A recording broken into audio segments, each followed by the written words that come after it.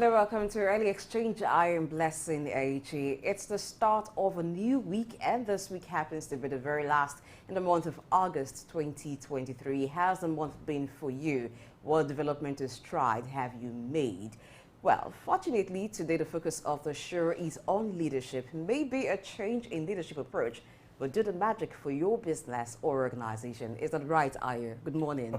Very good morning to you. Good morning, viewers. Welcome to Early Exchange on Snookness. My name is Ayo Jimmy. Like she said, we're looking at leadership, adaptive leadership, youth leadership, and entrepreneurial leadership.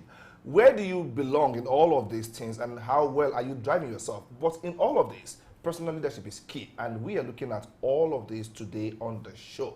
But before we dive into the meat of the matter today, we have Olaloawe in the studio, set fully to bring you what has happened in the world or around the world in the last couple of days, 2 days for precision.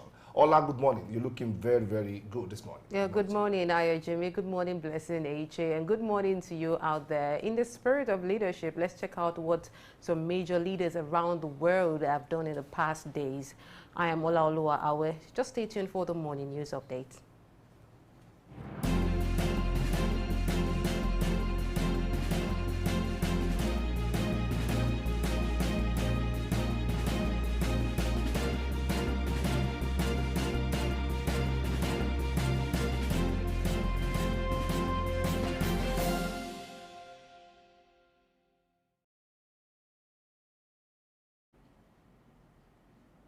Welcome to the morning news update on Souk News. I am Olaloawe. Now we start from Nigeria, where President Bola Ahmed Tinubu inaugurated the 63rd Annual General Conference of the Nigerian Bar Association, NBA. And in his opening address, he emphasized the need for bold decisions to strengthen the nation. According to him, building a great nation involves making tough choices that may be challenging in the short term, but are essential for the benefit of future generations. He also called for collaboration with the private sector and criticized the lack of widespread electricity in Nigeria, pledging to address the issue. He acknowledged the importance of the NBA in nation building and invited its members to provide feedback on his actions for continuous improvements. And moving on, United Arab Emirates Ambassador to Nigeria, Salem Said Al-Shamsi, is working with Nigeria's President Bola Tinubu to end the UAE's visa ban on Nigerians. When the ambassador presented his credential to the president at the State House last week, the president asked that matters concerning Emirates Airlines relations and the issuance of visas to Nigerians be promptly addressed, expressing his willingness to personally intervene to ensure resolution. The UAE ambassador said he sees himself as a Nigerian and promised to work towards resolving the issues and stressing Nigeria's significance. In the meeting, the two leaders assessed the collaborative aspects between the UAE and the Federal Republic of Nigeria and strategized for the mutual advancement of both nations and their citizens. And moving on, contractors will soon begin work on the second runway at the Nnamdi Azikiwe International Airport, Abuja. And the Minister of Aviation and Aerospace Development, Festus Keyamo, revealed this on his verified X page after meeting the Minister of the Federal Capital Territory, Nyesom Wike, on the relocation and compensation of Abuja indigents who were affected by the planned construction of runway. In the same vein, the minister stated that he met with the Foreign Affairs Ministry with the aim of settling the issue of Emirates flights to the United Arab Emirates, adding that both ministries are working on the best way to work out the issue, as well as the resumption of Dubai issuance to Nigerians. And moving on, the Nigerian Air Force, NAF, has reported the destruction of illegal refining sites in Rivers State and the elimination of some terrorists through airstrikes in the northeast region. NAF spokesperson Air Commodore Edward Gapquet stated that these actions are part of the agency's efforts to prevent non-state actors from freely engaging in disruptive activities. Illegal refining sites in Cawthorne Channels, Billy, and Gogokori in River State were targeted and destroyed, along with a Cotonou boat carrying illicit refined product at Gogokori. Additionally, militant camps in Cross River State were attacked, leading to the destruction of criminal hideouts and the escape of kidnapped victims. Now, the Ministry of Foreign Affairs has in a letter informed the National Emergency Management Agency, NEMA, about an impending flood threat in the River Benue Basin due to the Cameroonian government's plan to release water from the Lagdo Dam on the Benue River. The release is expected to occur gradually to mitigate potential damages of heavy rainfall along the River Benue Basin in both Cameroon and Nigeria. NEMA has been asked to take proactive measures, and this development has also been reviewed at a press briefing in Abuja by the Minister of Water Resources and Sanitation, Professor Joseph Usev, and the Minister of State for Water Resources and Sanitation, Bello Mohammed Geroyo. The ministers have asked states to prepare, remove illegal structures constructed within floodplains, while advising motorists and pedestrians to desist from walking or driving through any pool of water. And moving on, contrary to skepticisms over whether a member of the National Youth Service Corps, NYSC, should serve as minister in Nigeria, the Minister of Arts, Culture and Creative Economy, Hannatu Musawa, has defended her appointment. In a personal statement, she maintained that her appointment does not violate the law, stating that no law or constitution of Nigeria prevents a serving corps member from being appointed into political positions. She also points out that her current NYSC status will not hinder her role as a minister, as evidenced by legal precedents and a commitment to serving the country.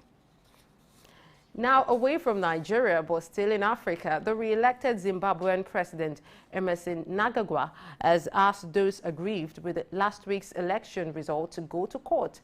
The Election Commission on Saturday pronounced President Mnangagwa as the winner of the election with 52.6% of the vote, while his opposition, Citizens Coalition for Change CCC leader Nelson Chamisa, polled 44%. According to ZANU-PF's Christopher Muswangwa, the party was shy of two-thirds majority after it won 136 out of 209 seats in the parliamentary election. The CCC spokesperson, Promise Mkwanzi, in a statement said the official result is different from those tallied by the opposition.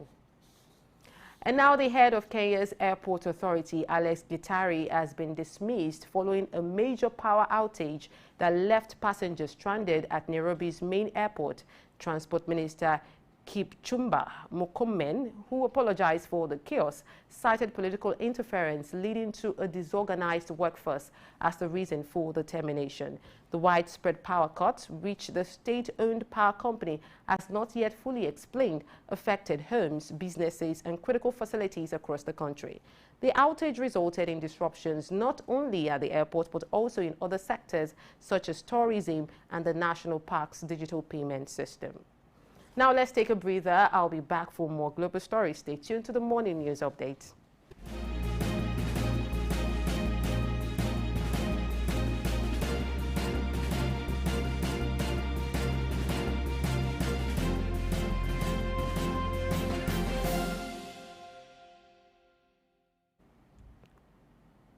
And welcome back to the Morning News Update. I am Olaoluwa, where this time I start from the United Arab Emirates. If you have traffic fines or black marks on your driving record, you can now benefit from discounts and points reduction initiatives.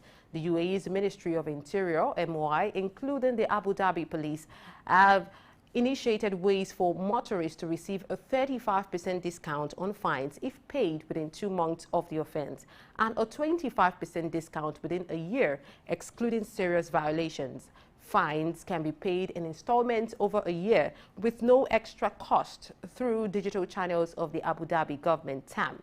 Direct payment through the police's customer service and happiness platforms, and through the mobile applications of banks in cooperation with 5 banks in the UAE. Additionally, drivers with bad points on their record can remove 4 points by driving safely on the first day of school after making a pledge online.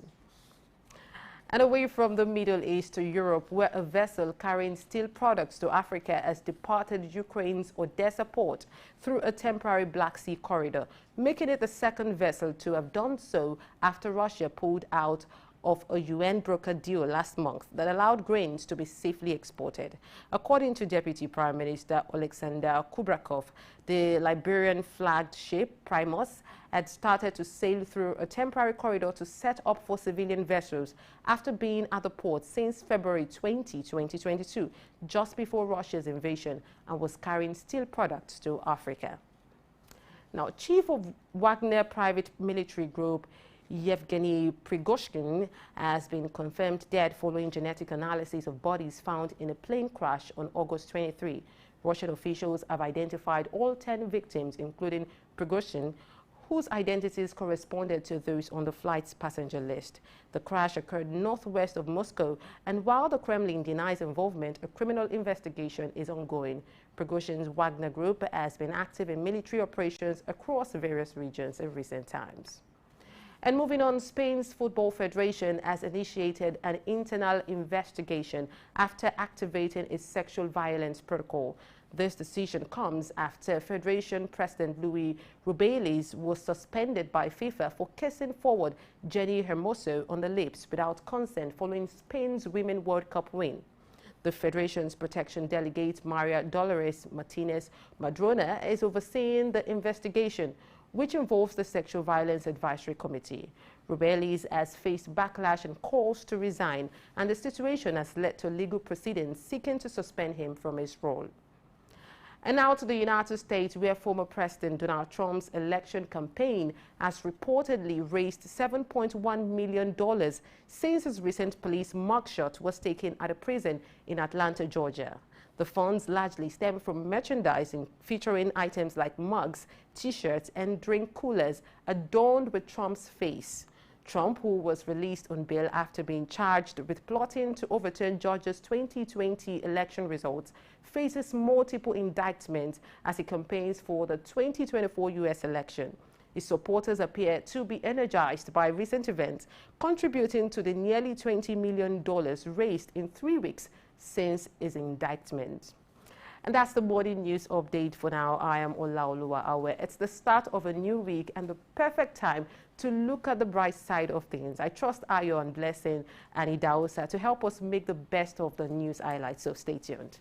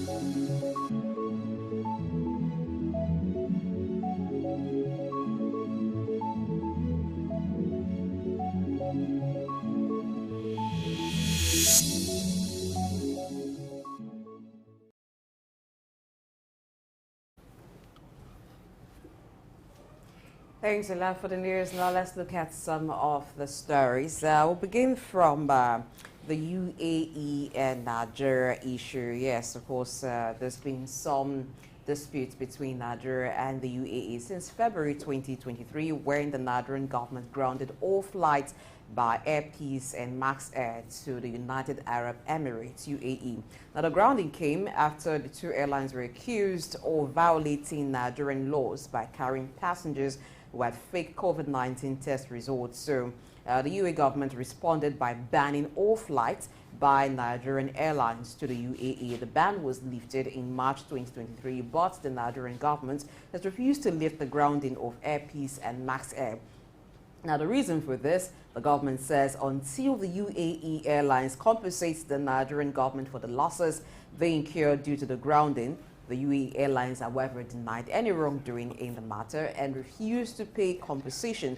But there is a new ambassador, the Emirates ambassador to Nigeria, Salem Said Al-Shamsi, says he's working with Nigeria's President Bola Tinubu to end the UAE's dispute with Nigeria, not just regarding the grounding of the flights, also the visa ban issue. You know, the UAE stopped issuing visas to Nigeria around that time too. So President Tinubu has said that he will personally get involved in this matter to ensure that this dispute is resolved. So Idausa Osamaze is in the studio this morning, and he will be joining us to look at that. But before I bring him into the matter, let's also get some other details about the issue. Now, the UAE stopped issuing visas to Nigerians last year after Dubai's Emirates suspended flights due to an inability to repatriate funds from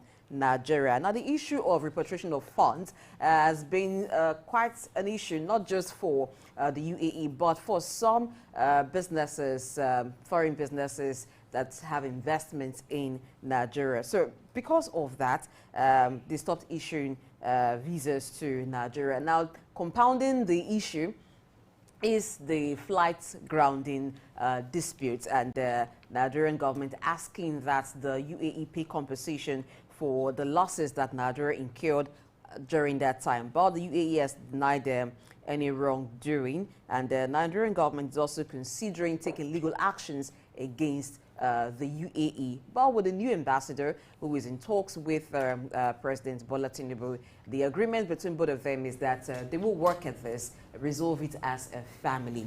So good morning, Idausa Osamaze. He is the Director, African Development Studies, Research and Policy, African Development Studies Center. This is a territory that you are very familiar with. Now, UAE and Nigeria over the years have had trade relations. In 2021, it was estimated that there was $1.5 billion worth of trade between Nigeria and the UAE. Nigeria exported $276 million worth of goods to the UAE, while the UAE exported $1.2 billion worth of goods to Nigeria. So these issues that tends to kind of make the trade relations not to go smoothly. But good enough, the ambassador says they will look into it. Nigerian president says he will personally get involved in the matter. What's your take? Well, good morning, Blessing. Ayo, good morning. Morning, our dear viewers. I think it's a very welcome development. Last Thursday or Wednesday, Festus Keyamo said he had a matching order from the president to see that the frosty relationship between Emirates Airlines and Nigeria is resolved. And we knew that these issues came up as a result of the inability of the Emirates to be able to repatriate the ticket sales from Nigeria in dollars. Although the former president made some attempt and released some money, but of course the debt has not been cleared. And I think this is what actually the president spoke to when he said that, of course, United Arab Emirates and Nigeria are a family, and we are in the same house. And then, of course, our house, we just live in different rooms. And somehow, when you live in different rooms, and you can have some son or daughters who may be a truant, but what is important is that we do everything to see how we can bring order and brotherliness back again. And the response of the ambassador was quite also very, very enlightening when he said, oh, Nigeria, we are brothers. That for me, that familiar language speaks to readiness to do business together. That said, is to also emphasize that UAE has been a very friendly environment to Nigeria. And I think the issue of the visa ban may not have been unrelated with some crises that were associated with some Nigeria who were in the UAE, really not because of the Emirates crisis or the airpiece as put on the analysis. So a lot of things had happened that, of course, the portal of 19 African countries, including one Asian country, were suspended from entering UAE because of the security challenge. And one of the things that the UAE, they are proud of is the fact that it's one of the, they can pride and said Abu Dhabi is the safest city in the whole world. Now, that sense of security was being threatened. And of course, it is the duty of government to protect lives and property of its people. And I think those visa restrictions were just to regulate entry into the system so that they can clean up the entire space. I remember sometime in September, October last year, Nigeria had to evacuate some illegal immigrants who had no document entering into UAE. And this had been on for a while. We are hopeful that this will have to be restored now so that we can continue doing business. It's easier for Nigeria to get into UAE, and of course also because of proximity and the rest of it, we can actually get business here and also take business there. So I think a lot of Nigerians who are living in the UAE as residents will now have some sigh of relief. And I like the fact that President Tinubu is taking a personal stand and saying, okay, if he needs to intervene personally, he will do everything possible to restore smooth relationship between Nigeria and the UAE. For God's sake, for a country that we did trade worth $1.5 billion in 2021, we really can't, close our eyes to the possibilities, to the gains from that, and say because of a particular route in the airline sector, we should let things go down the drain. Now, this is where leadership, matters. The two countries now, via their leaders, via the ambassador from the UAE, then our own president here, they've shown strong leadership here. Because at the end of the day, we're all brothers, like you said, though we're living under different, roofs. And one thing I like about the UAE is that it is a very organized climb. Things are not just done arbitrarily there. They are very intentional. With who they allow into their country, they're intentional. With who they shut the door against, they're intentional. With whom they trade with, they're intentional. And now, if they feel, okay, if our funds cannot be repatriated to our country, then we have a reason to say, okay, we're not doing trade. But now they are responding in kind to our own even kind gesture, and this is where we meet at the table of brotherliness and resolve issues. Because at the end of the day, we need one another to grow and to thrive. That's just how I see it. We say welcome to Brother Shamsi to Nigeria, welcome. And we are really ready to cooperate and ensure that that relationship between the United Arab Emirates and Nigeria is restored. Okay, away from that, the Nigerian Air Force has reported the destruction of illegal refining sites in Rivers State, as well as the elimination of some terrorists through airstrikes in the northeast region. But the issue here is the destruction of illegal refining sites. Now, there's been some advocacy in some quarters that if we have illegal refining sites, it shows that there's the capacity to actually refine. Why not convert those illegal refining sites to legal refining sites? Perhaps put some investment into it to modernize and well organize the refining processes so that the product comes out in good quality rather than destroying the illegal refining site. What's your take on that, sir? Well, I think the issue is just more than refining petrol. It's the destruction and the damage that is done to the environment of the people of the Niger Delta that is very critical here. You see, one of the things that a lot of people don't understand is not just that the fact that people have capacity to do what they are doing. You see, by this illegal refining, you see the spillage is becoming more, and the environmental damage, the farmings and all things cannot happen. The acid rain in the Niger Delta is terrible. So this is as a result of illegal refining that is actually destroying the environment. And I think that's why, of course, government really need to take proactive step. A lot of people don't want to do things organized because organizing things can be very, very cumbersome. People want to take shortcuts. And I think that the Nigerian state, especially the governors and the security agencies in the South, should be able to sit down and really work out strategy to see who are behind this refinery, because they are faceless. And how do they even get a crude to refine? This is the issue, because if you go to places like Patani, you go to places like Burutu, you see a little dig of the soil will get you crude. because it's so close to the surface. So how they get the crude is really not the issue, but you see, the real issue is the fact the destruction that is happening to the environment of these people. Look, people who are hitherto lived on farming and, of course, fishery can no longer fish because of the activities of these people. And so this, for me, is what is more important, because the life of the people of the Niger Delta is more important than the economy of those who are doing legal refinery. Okay, to try to answer what you asked, that why don't we encourage, why don't we invest more resources into refining when some can do it illegally? Converting them first to I think illegality refineries cannot be, encouraged in any form. If you have a group of people that are refining illegally and we say, okay, let us convert what you have done and make it legal, it's just a call to others to start illegally first, because at the end of the day, they know that this will be upgraded to something legal. That is a way of condoning maybe illegality. not exactly. Maybe. Then you mentioned the fact that I don't think they are faceless. To the Nigerian law, maybe they are faceless. Google Map can pick you up right in your location.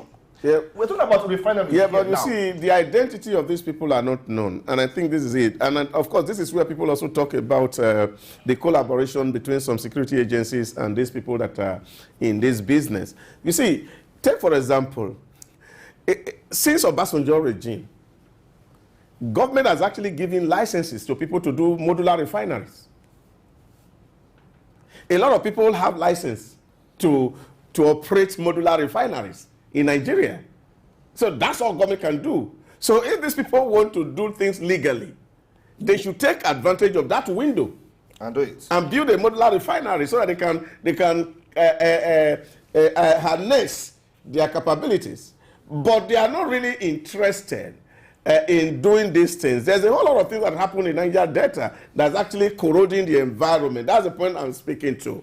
It's not the fact that, of course, they have technology. If you see what they are doing, the risk is massive.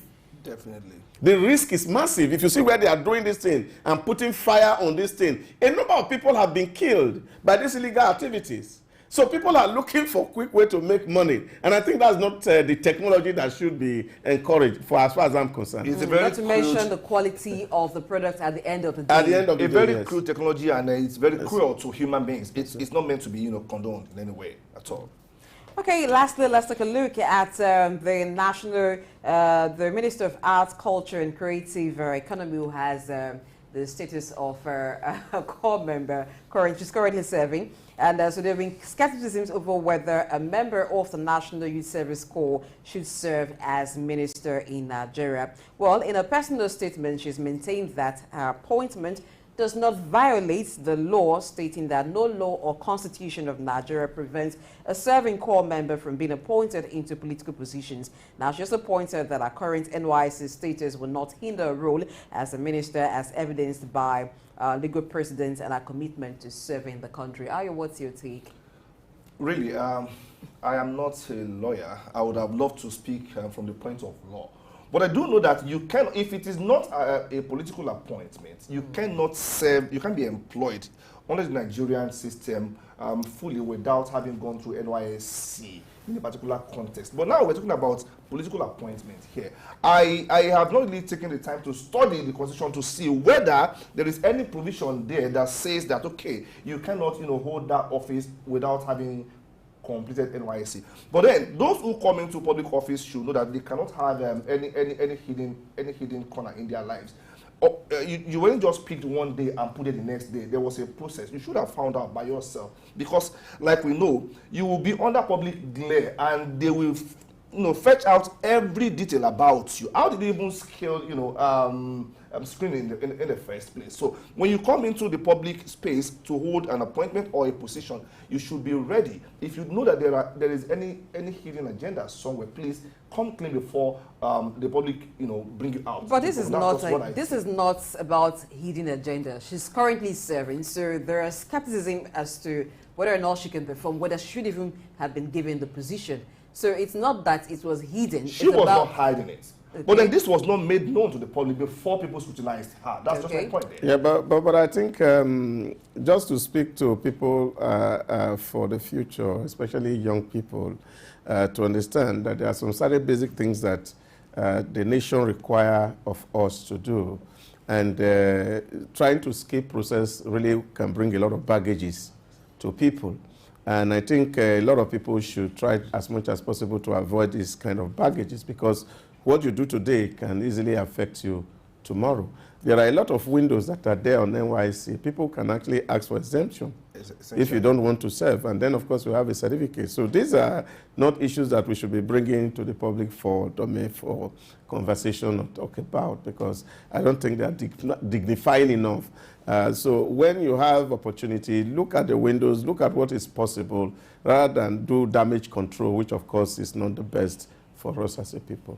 But issues like this does set precedents, because it will be a reference in the future for some other positions and for some other persons who may be serving core members and then disqualified from certain rules because they're currently serving, and then they want to point to that and say, it happened with this person, so why should it not happen for me? But like she said, it's not going to deter her from performing. So I think the public should give that benefit of the doubt and just let it be if she has been appointed as a serving minister. We'll call it a wrap on the news analysis. Gonna break and begin to look at leadership, the different types of leadership. Which one do you have working for you? You want to change it, or you want to x-ray the kind of leadership that you have?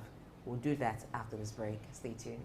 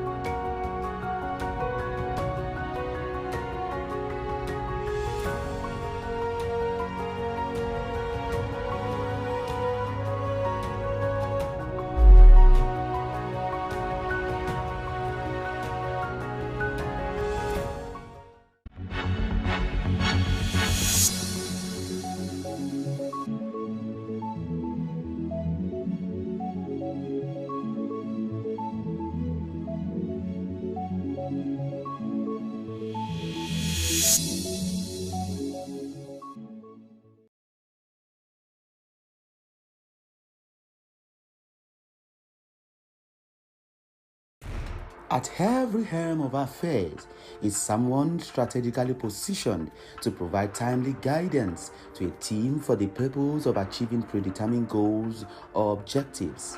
While this may require special skills and competencies, it can also take on various forms and styles, and different situations may require different approaches. This is leadership. Rulers are sometimes projected as leaders and the other way around. But there is a great deal of difference between these two. While most decision makers create policies from the place of rulership by exerting authority that comes with penalty, a leader views through the lens of providing service to others, enabling them to be the right fit they can be by properly utilizing their talents, potentials, and abilities. According to Simon Sinek, the role of a leader is not to come up with all the great ideas alone, but to create an environment in which great ideas can happen. It involves the ability to provide direction, make decisions, and inspire others to work effectively. Although there are various styles of leadership which is adaptable based on the situation, autocratic leaders are known for making decisions alone, Democratic leaders involve others, and transformational leaders inspire change. Transactional leaders use rewards and punishment, while servant leaders prioritize their team's needs. Laissez-faire leaders offer autonomy, and charismatic leaders inspire through personal appeal. Coaching leaders develop skills, situational leaders adapt, and bureaucratic leaders rely on rules. Effective leaders blend these styles to suit their team and context to ensure successful outcomes. Africa has encountered several significant challenges due to its peculiar style of leadership, including frequent change as a result of political instability, and this can disrupt long-term development plans. Corruption also remains a prevalent issue, diverting resources away from public welfare and spreading social and economic inequality. This has also led to a notable wealth gap, with certain regions experiencing rapid economic growth, while others grapple with extreme poverty. Effective leadership requires effort to bridge these disparities through inclusive economic policies, targeted investment in underdeveloped areas, and promotion of job creation and entrepreneurship.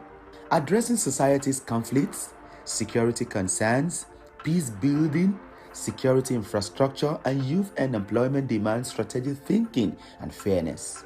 While rulers often exhibit an authoritarian style, incorporating additional leadership attributes can foster a sense of connection with the people where it truly counts. By tackling these challenges additionally with global cooperation, leaders can work towards a more equitable continent, as leadership isn't just about personal excellence, but about uplifting others. Israel Adeyemi, Souk News.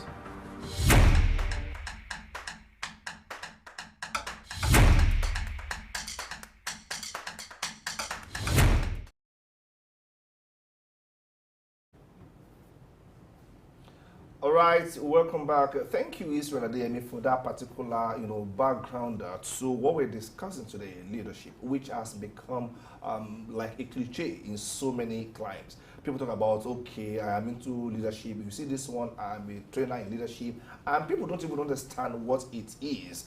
They confuse rulership for leadership. But when you look at some nations that have excelled today, when you look at the likes of Israel that had to evolve at the speed of need, when you look at nations like Singapore that moved from the third world to the first, according to under the leadership of Lee Kuan Yew, when you look at the UAE that we talk about today, with all the giant strides they are making, and of course, when you look at some African country leaders, and because we have to give them credit also, because Nelson Mandela is one of them also that led them, out of appetite. And Nigeria played a big role there to ensure that South Africa was free of appetite. Now, one thing is clear: at every point along the line of human trajectory, we need someone that is strong enough with enough vision that can drive our people. Because trust me, people most times need to be led. And so, what is leadership, and what are the forms of it that we have today, and which one do you need to drive your organization from point A to point B, whatever those points are for you? This and many more are what we will be looking at today, as we have with us Idahosa. But then, let me have Blessings first opener there. Leadership. Okay, yes. When we talk about leadership, like you mentioned, sometimes it is confused with rulership, because what we seem to experience a lot in Africa is rulership. And it's just a position that people assume, and then they begin to give instructions. It's not really leading people, because leading people, it's a job that requires the people you're leading to be part of what you're doing, decision making. But we find it being autocratic a lot of times. Even when we say we're practicing democracy, talking about countries where they are in democracy, sometimes it's not really a democracy, because how much of the followership involvement do they have in decision making? And then also, we seem not to understand that there are different contexts to the regions that we have. We want to pick what is working or what has worked in one part of the world and implement here, without understanding that this is a different environment. There are peculiarities that we should adapt certain policies, that we should adapt certain things to. So these are some of the issues that make it hard for effective leadership in Africa. All right, let me ask you that, host. What is leadership? Because I hear everybody say, I am a leadership trainer, I am into this. And I'm like, you need to be led. You yourself need to be led in a contest. What is leadership? What is it? Well, I think leading people is the ability to actually influence them to follow you without necessarily have to put a force or sanction in it, that people voluntarily believe in your ideas and they are willing to see it to fruition. That's what leadership is. And that's why you see the popular definition of leadership by John C. Maxwell is, he says leadership is just influence. It's as simple as that. The ability to ensure that people are motivated enough, people are mobilized, you are able to reshape their focus and point them to a certain direction that you have predetermined, or a desired state in the future that you feel that will be very favorable to people. And people believe in this idea. You don't really necessarily have to whip them to follow, and they voluntarily follow you. That's what leadership is. Okay, let's just look at the kind of leadership that we're discussing right now, adaptive leadership in Africa. Now, what is that, and how does it differ from the traditional type of leadership that we've known? Yeah, just to, before I get to adaptive type of leadership, is to also equate leadership with democracy is also a misnomer. How is that? Yeah, that is because there's a way to feel that democracy is leadership. That's not what it is. You see, leadership is the ability to take responsibility and be accountable to those who you are leading. And that's very important, that whether it is in a democratic setting, or is in an authoritarian setting, or a monarchical setting, as long as there is a person who is in the front taking responsibility for the entire people and is accountable to them and driving them to a desired direction, then of course that becomes leaders. Because if you find out all through history, a lot of people who have led were really not acknowledged. Even Lee Kuan Yew, until close to his death, nobody really said he was a leader because they felt that he was so autocratic. But the truth of the matter was that he was able to mobilize his citizens who followed him daily for 30 plus years. And then, of course, this is what we have in Singapore today. So he has become a model because he was successful. He didn't really run the kind of American democracy, which, of course, people speak too much about the freedom of the press. And I think leadership is much more than what the media is saying, which, of course, become the real hallmark of democracy, because there are a lot of issues that, of course, will demotivate and demoralize people from following a particular person or a particular line of action that may lead you to success. So this is very critical. So when you are talking about adaptive leadership, you're talking about a leadership who look at a situation the way it is and see how do we make people to become adaptive or adapt to that situation or the change that is being proposed. So that is what it is. So you are looking at how do I mobilize my people. We see in Africa, we are in a strait at the moment. A lot is not working for so many countries in Africa. And this is, people talk about the lack of trust in leadership. And so that's why a lot of people are advocating that we need to adopt this adaptive kind of leadership in Africa, where, of course, the leader come out really listening to everybody, even those in the margins, and allowing leadership from below, not really imposing or putting things on them. And this is why usually every time we speak about the United Arab Emirates, this kind of leadership is what you find operating. You can imagine all the public service in UAE, they are turned into consultants. How? The government says, if you work in public service, in a year, you must be able to contribute 2 ideas that will make your work better.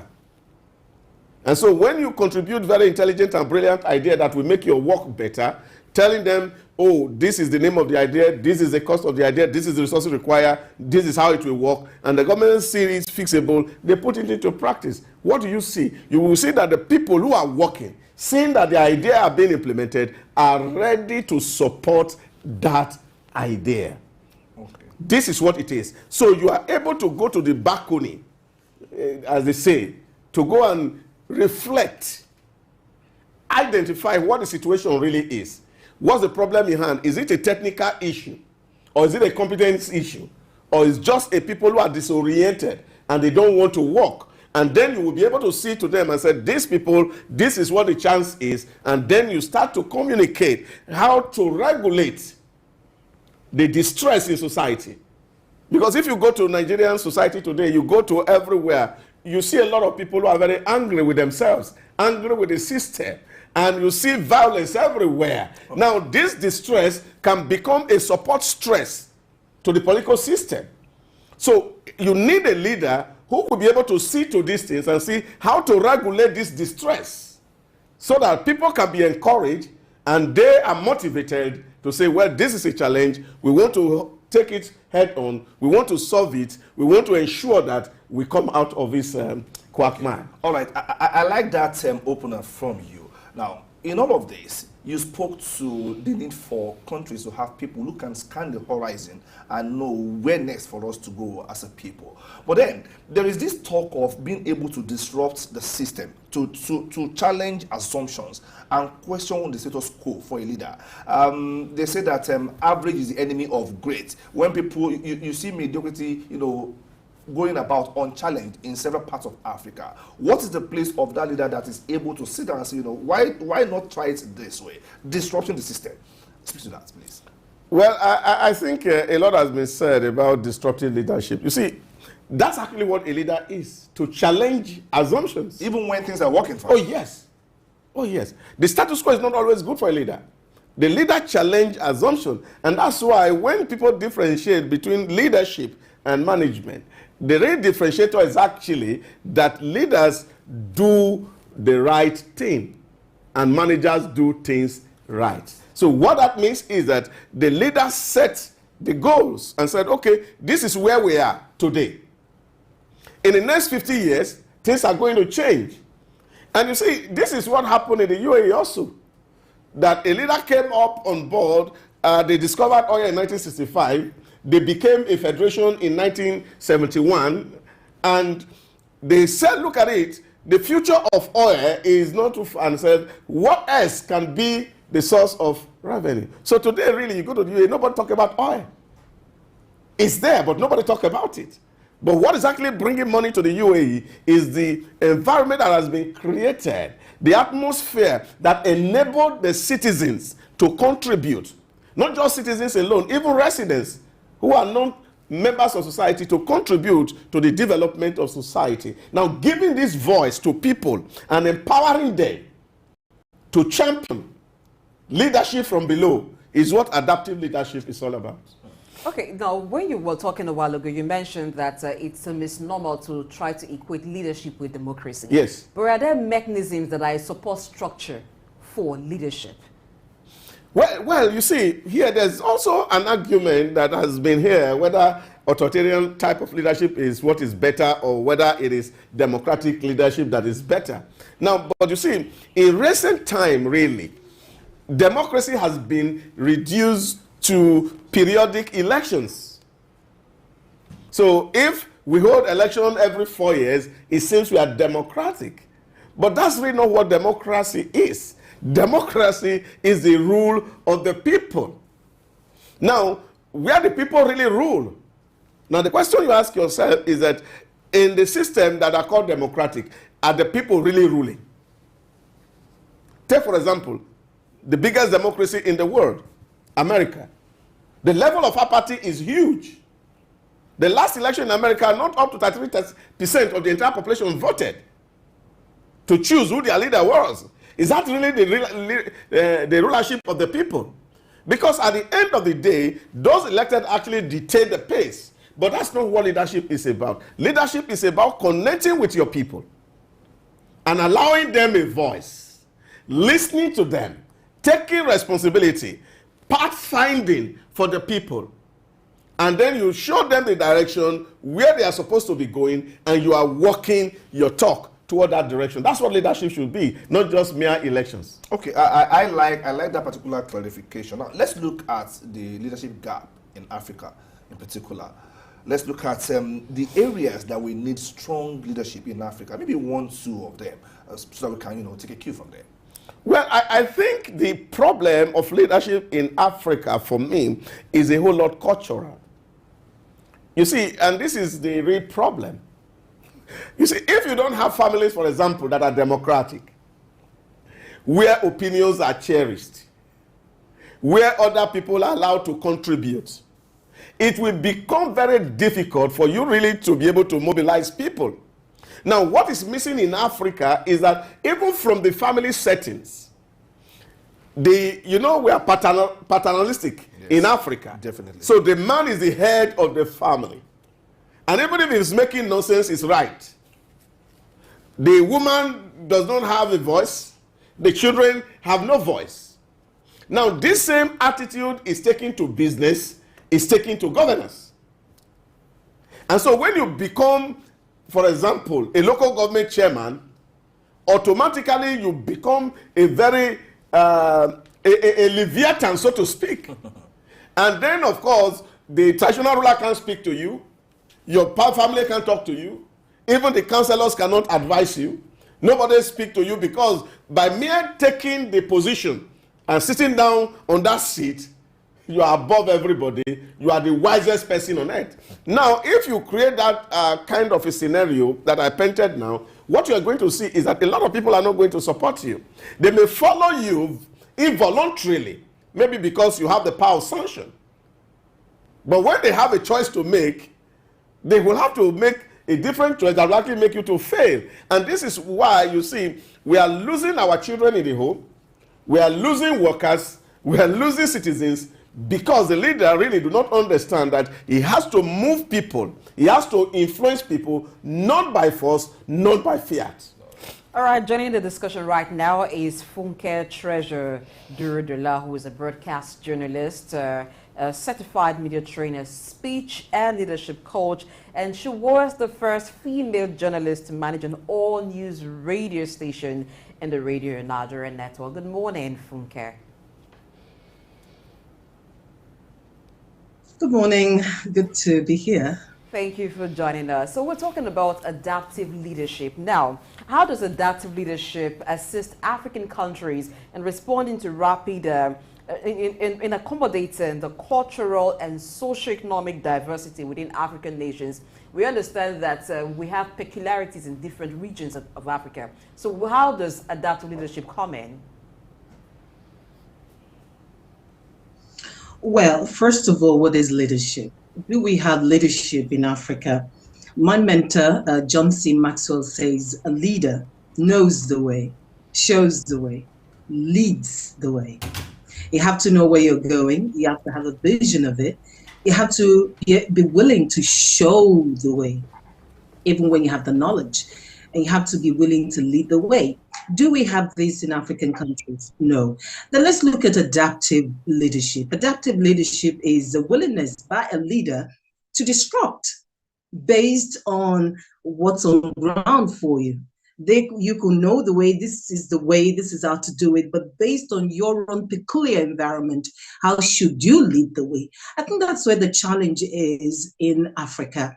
For a lot of our leaders, you see why there's a mass exodus of young people and old people even to greener pastures. How have we been able to convert the treasures, that metals, that the minerals, natural minerals, are in Africa, instead of letting it be a curse on the continent?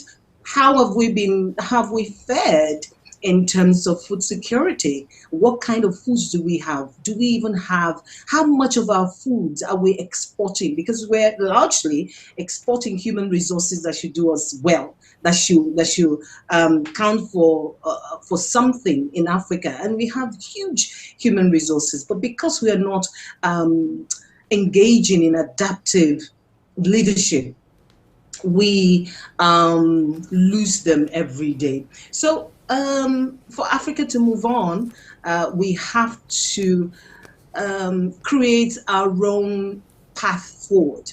I'll use the example of the BRICS and the rejection of Nigeria recently.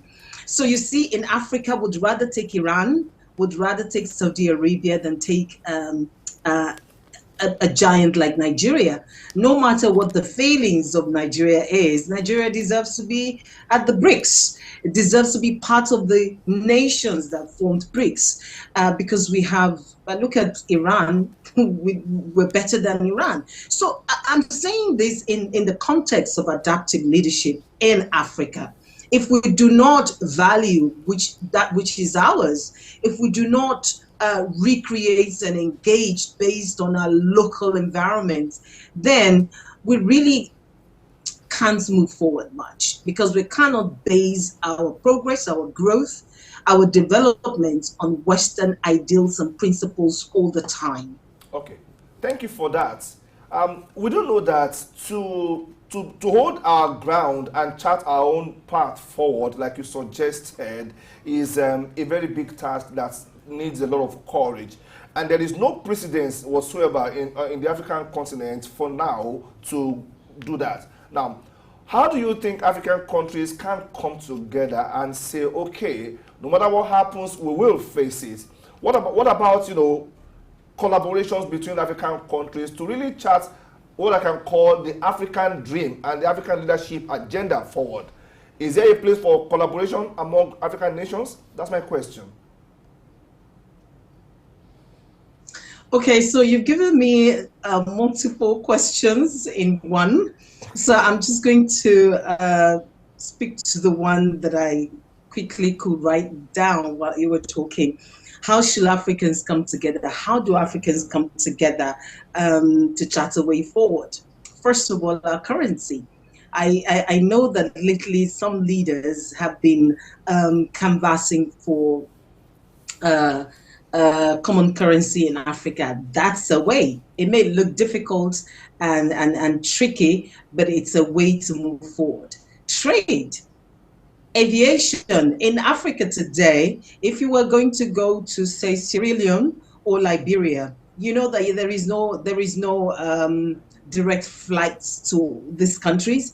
You probably have to go to Cote d'Ivoire. And I've done this a couple of times, so I know what I'm saying. There is no direct flights to many African countries. You have to go this way, go that way, like meander, merry-go-round before you get to another country. That's not good for trade. So we have to look at how do we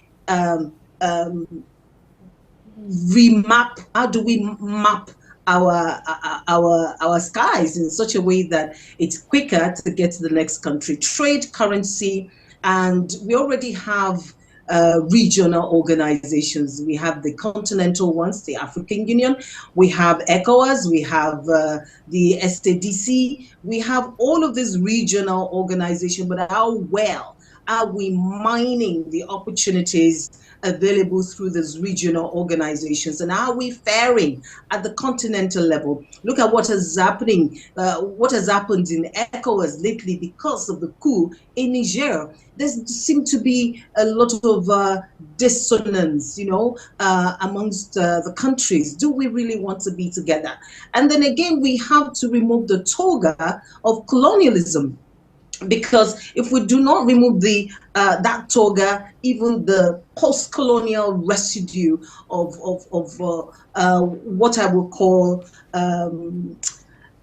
bowing down to former colonial leaders, then we're not ready to move forward yet. Africa must say to the Western countries that, look, we are old enough now to pilot our own things, our own ways. We must be dependent less on international charity organizations. We like what I would call not crumbs, but we like largesse. We just like to take from here and there, and then we become stuck to the freebies that we collect from these international charity organizations, because they come with conditions and crosses which we're not able to break free from. We are too much into borrowing, and so we've borrowed the lives of generations ahead of away, such that it would, after this present leadership we've incurred over the years. So I mean, there are areas where we can choose to begin to show leadership. What is wrong with a single currency for Africa? What is even wrong in using your own local currencies to trade instead of strengthening the dollar, the pounds forever? Let us begin to trade in our own currencies so that we can strengthen these currencies. Okay, so while you were talking, you mentioned that you talked about collaboration within Africa, but we've seen that regardless of the organizations that we have in Africa, such as the AU, the ECOWAS, yet African countries seem to be operating in silos. Now, going forward in collaborating, what specific sectors should we be looking at to maybe take, for example, and say, let's work on this one, and what is the way to achieve that? The first one I'll talk about is agriculture.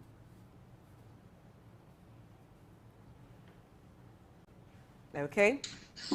We need to have food to eat. There's too much poverty and hunger in Africa, and we need destructive leadership in this sector. We have arable land all over the place, Northern Africa as well. I know that they have platinum mining, diamond mining. We have very rare metals. We have natural resources that are mind-blowing. Look at Nigeria, look at Angola. So oil, agriculture, and all kinds of mining in Africa should be reconstructed, deconstructed and reconstructed. We have to reimagine our resources in Africa for us to have a leadership that is proactive and forward-moving. The world is moving from oil to solar. How much of solar energy do we have in Africa? Look at what the president of Nigeria is doing with the new ministry on Blue Ocean. How are we mining the many waters, the resources in the many waters in Africa? Africa is rich, and that is so not a cliche. We are rich, but our problem is leading wisely, disrupting the status quo, what has been handed over to us by these colonial masters, and moving forward with our own kind of leadership. After all, we had our leadership before the white man came into Africa, and we were doing just fine. We had the best civilization. And I'm not even talking about the Egyptian civilization. We were, I don't know, it was some sort of whitewashing our brains to think we're not good enough. But it's many years afterwards. It's about time that we break free, or we broke free from this toga of dependence on Western civilization and Western powers and Western resources for us to flourish as a continent. All right. So again, to your question, agriculture, mining, and our human resources, yes, as well. Okay, thank you for that. For all of these to happen, I mean, for us to be able to mine the opportunities, either via trade, agriculture, mining, and what have you, of course, we need peace in Africa. And there are pockets of, violence here and there. This calls to adaptive leadership. How can African leaders show leadership in conflict-prone areas to ensure that we can restore peace largely for inter-country, trade harmonization? What is the place of adaptive leadership? That's my question in maintaining peace across Africa.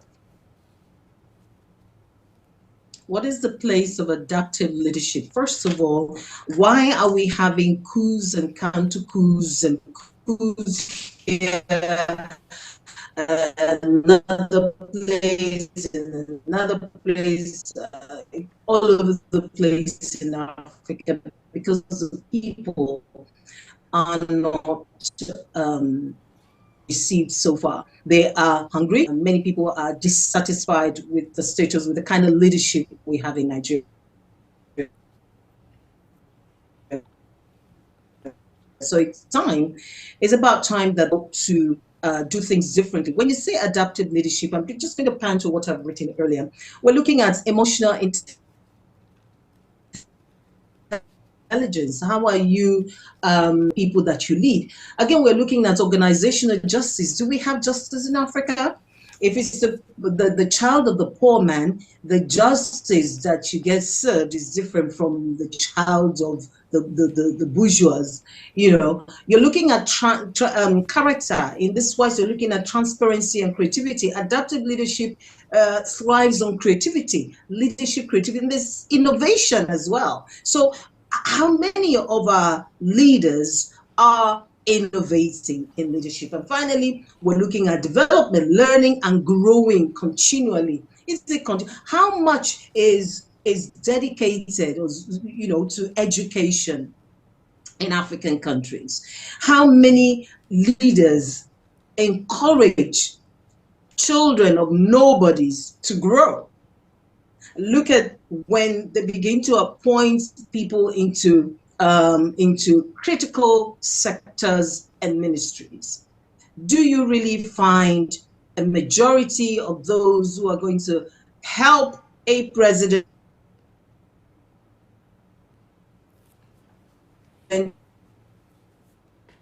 or a leader govern, be people of competence? Use the people we ask to come and serve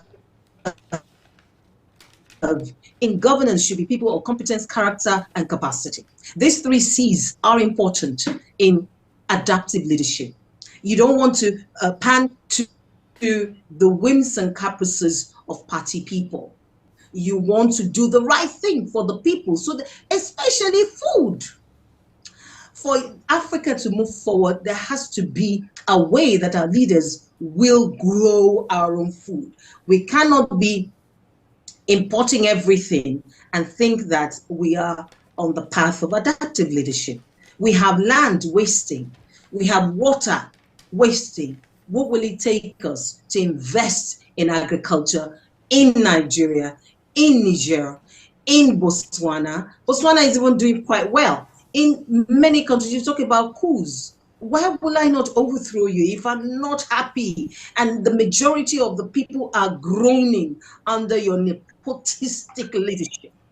So Africa has to rethink leadership. It has to reimagine leadership. It has to deconstruct that long-time orientation from our colonial masters. And this is way back. They have to just deconstruct and reconstruct. We have all these organizations, African Union, there's AFCT, the one on trade. It's very critical to Africa right now. But how much of investment do we have from African countries to these regional organizations? We have to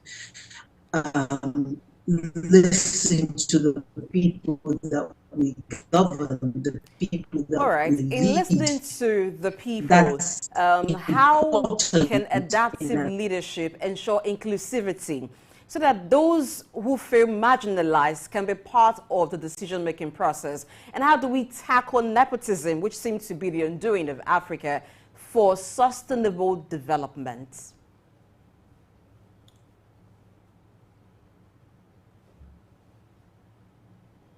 Funke, are you there?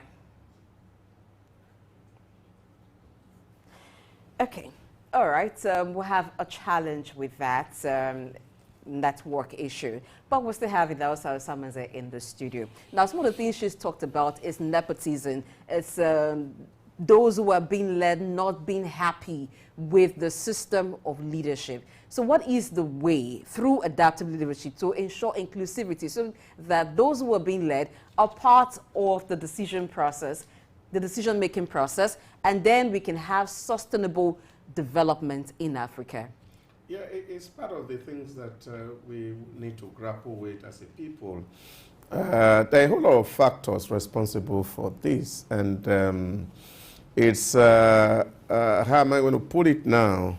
The ability to manage our diversity. This is really called challenge.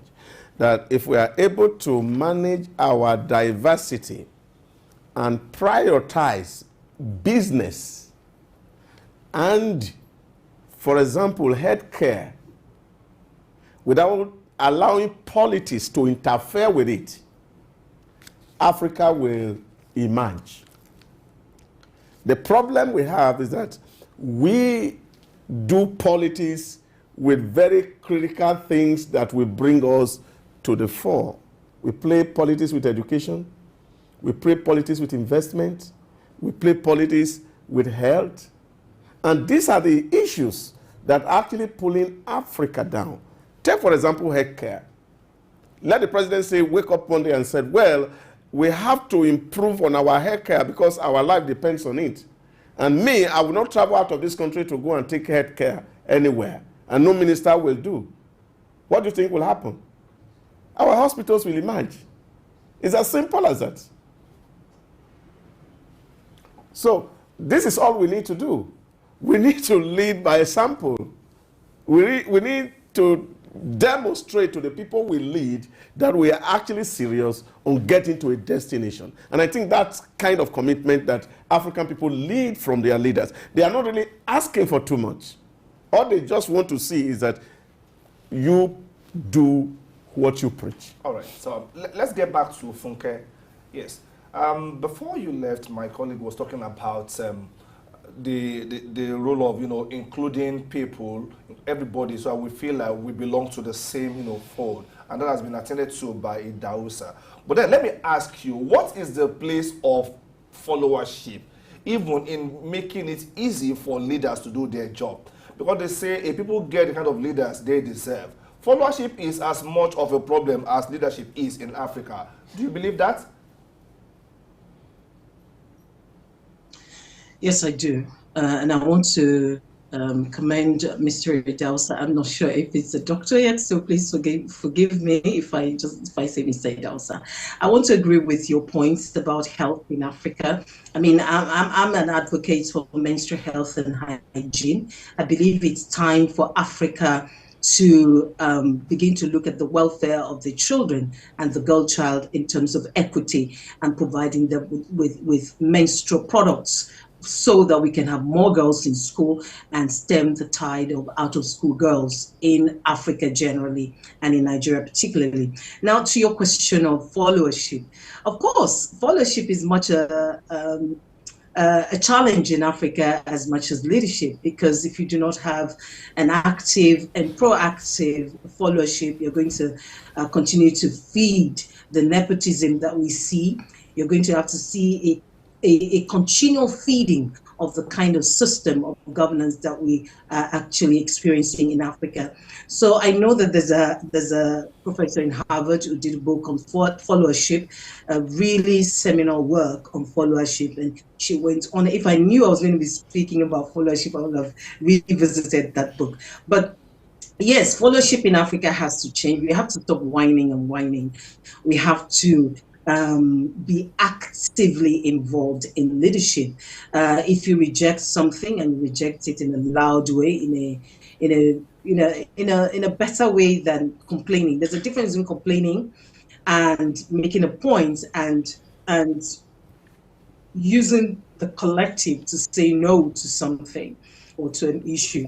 If we say we demand for constitutional reviews, if we say and we stand on it and we find our ways to say, look, this has to stop. A situation in Osun where a governor appoints only his family people into state governance, you know that that's not right. But what are the people of Osun State? Have you heard any loud what do I call it now? A loud no from Osun, let me put it that way. No, what we have had are pockets of this is not okay, this is not good. But is there a definite dissociation from such a stand. I mean, in some quarters, I even heard somebody saying that, oh, the son of the president in Nigeria should be a minister, and I laughed. No matter his competence. Why?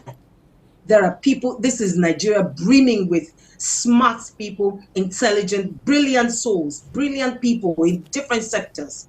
And yet, some part of leadership are saying, why do we not have the president's son being part of the minister? So you see that followership is the problem. The moment you become a leader in Nigeria, people expect that you begin to give them their own part of the national cake. It's the same in many parts of Africa. Once you're there, they expect that your constituency has to be serviced. You have to give them this and give them that. We cannot move forward like that. No, we can't. Thank you very much, Funke Treasure Durudula. There's a leadership coach and certified media trader for talking to us this morning about adaptive leadership for Africa. We value very much your contribution on the show today. Thank you. All right, before we wrap up, I just want to say that part of the issue that we have too with followership is sycophancy. Because when the leaders are not doing well or in areas where they're not doing well, those around them don't tell them the truth. Full pocket gains. Okay, I'll speak to that. It is being joked about that there is freedom of speech. But freedom after speech, I can't guarantee. See, what the zone you are going to is a very tough zone for okay, am I shaking tables? You're shaking tables in Africa, really. African leaders, with due respect to them, many of them don't have the humility to listen to followership. And by their action, they call for sycophancy. If you talk, if you're not careful, you are rebelling. If you don't talk, you are disrespectful. So this puts followers in a kind of corner, in a block. It takes only a very, sensitive leader to give room to followers to talk. I don't see many African followers being able to challenge their bosses. It also, do you agree, or it is an obedience of table manners? You don't talk while you're eating. Well, I have said that earlier on while we began this conversation. The problem starts from the home. Because when you have leadership failure in the home, then of course you cannot expect a society that will brim with great leaders. If Ayo would not give room to his wife to speak or his children to have opinion, how will he become a president and allow his minister to contribute? And I think these are issues that we will need to be talking to in due time to see how we can encourage people to air their opinion, and then we are not offended by contributions of others. Well, it seems all the legs of the tables have been broken. So we're going to break so we can get the furniture maker to fix them, and then we continue the conversation. Now, when I mention table manners, for those who don't understand, well, it's just an informal way of saying those who benefit from a system do not criticize the system. We're going to break and be back to talk more on leadership. Stay tuned.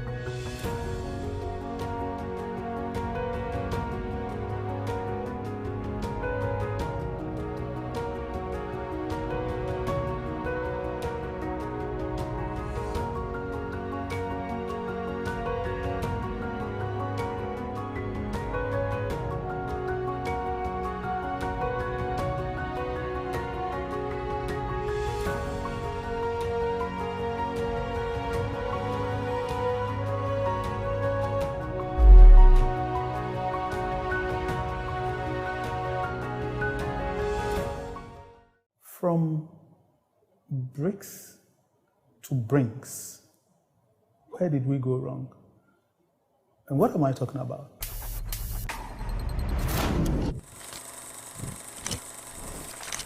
BRICS is actually the acronym of the 4 major emerging economies, namely Brazil, Russia, India, China, and South Africa. Founded in 2009, this body is about development, security, and cooperation. It was actually BRIC. South Africa was added on in 2010. And there was all hope that it would become BRICS with an N for Nigeria. And this was not far-fetched because Nigeria is the largest economy on the continent. At the height of economic prowess, the GDP of Nigeria in 2014 was about 550 billion against 350 billion for South Africa. In fact, in 2011, then Finance Minister Ngozi Okonjo-Iweala opined that Nigeria will soon be a member of BRICS because the fundamentals were all there. But where did we go wrong? Since 2015, the rule of law, which accounts for about 70% of the wealth of nations, has been on a steep decline in Nigeria. The economy and the socio-political environment have taken a hit. Things seem to be drifting downwards. The distortions in the economy, whether it be subsidy on petroleum or foreign exchange, is creating opportunities for arbitrage, and that encourages prebendalism. And when this happens, you tend to go towards what we call a market society, different from a market economy. In a market society, basic freedoms and rights of people, such as justice and elective office, are on sale to the highest bidder. In this situation, anarchy rules and the system becomes almost ungovernable. And what has happened is that it engenders a negative perception which international countries pick up on. So what we have today is that the Nigerian passport singles you out for very stringent treatment at international borders. Gone are the days when immigration officers will strike a conversation with you and chat to you about our mesmerizing super ego players. Will these days come back? Will we ever be invited to join the BRICS? Think about it.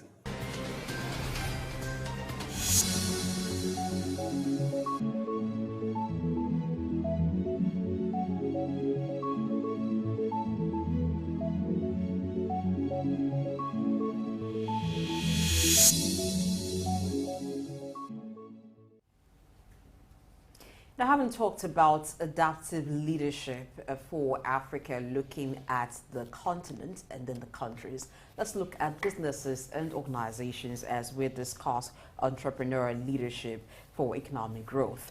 All right, we'll have Hyacinth Aneke, CEO of Valor Credo Limited, join us in the conversation, but we'll still have Idausa Osamanze, who is the Director, Policy and Research, Africa Development Study Center, in the studio with us this morning. Now, looking at entrepreneurial leadership, how does it differ from adaptive leadership as we talk about different types of leadership? Idausa.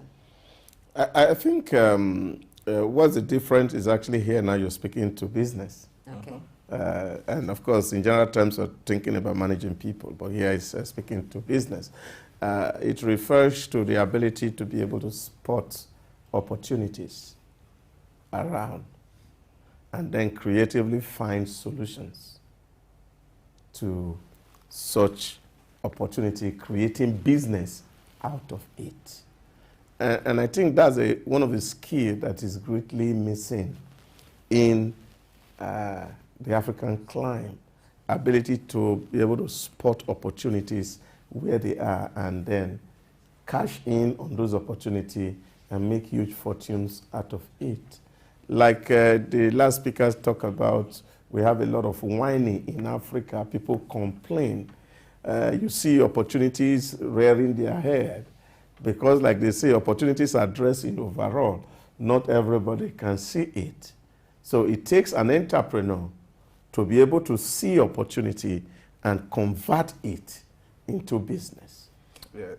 Essentially, I agree with you about spotting opportunities and being able to convert them into business.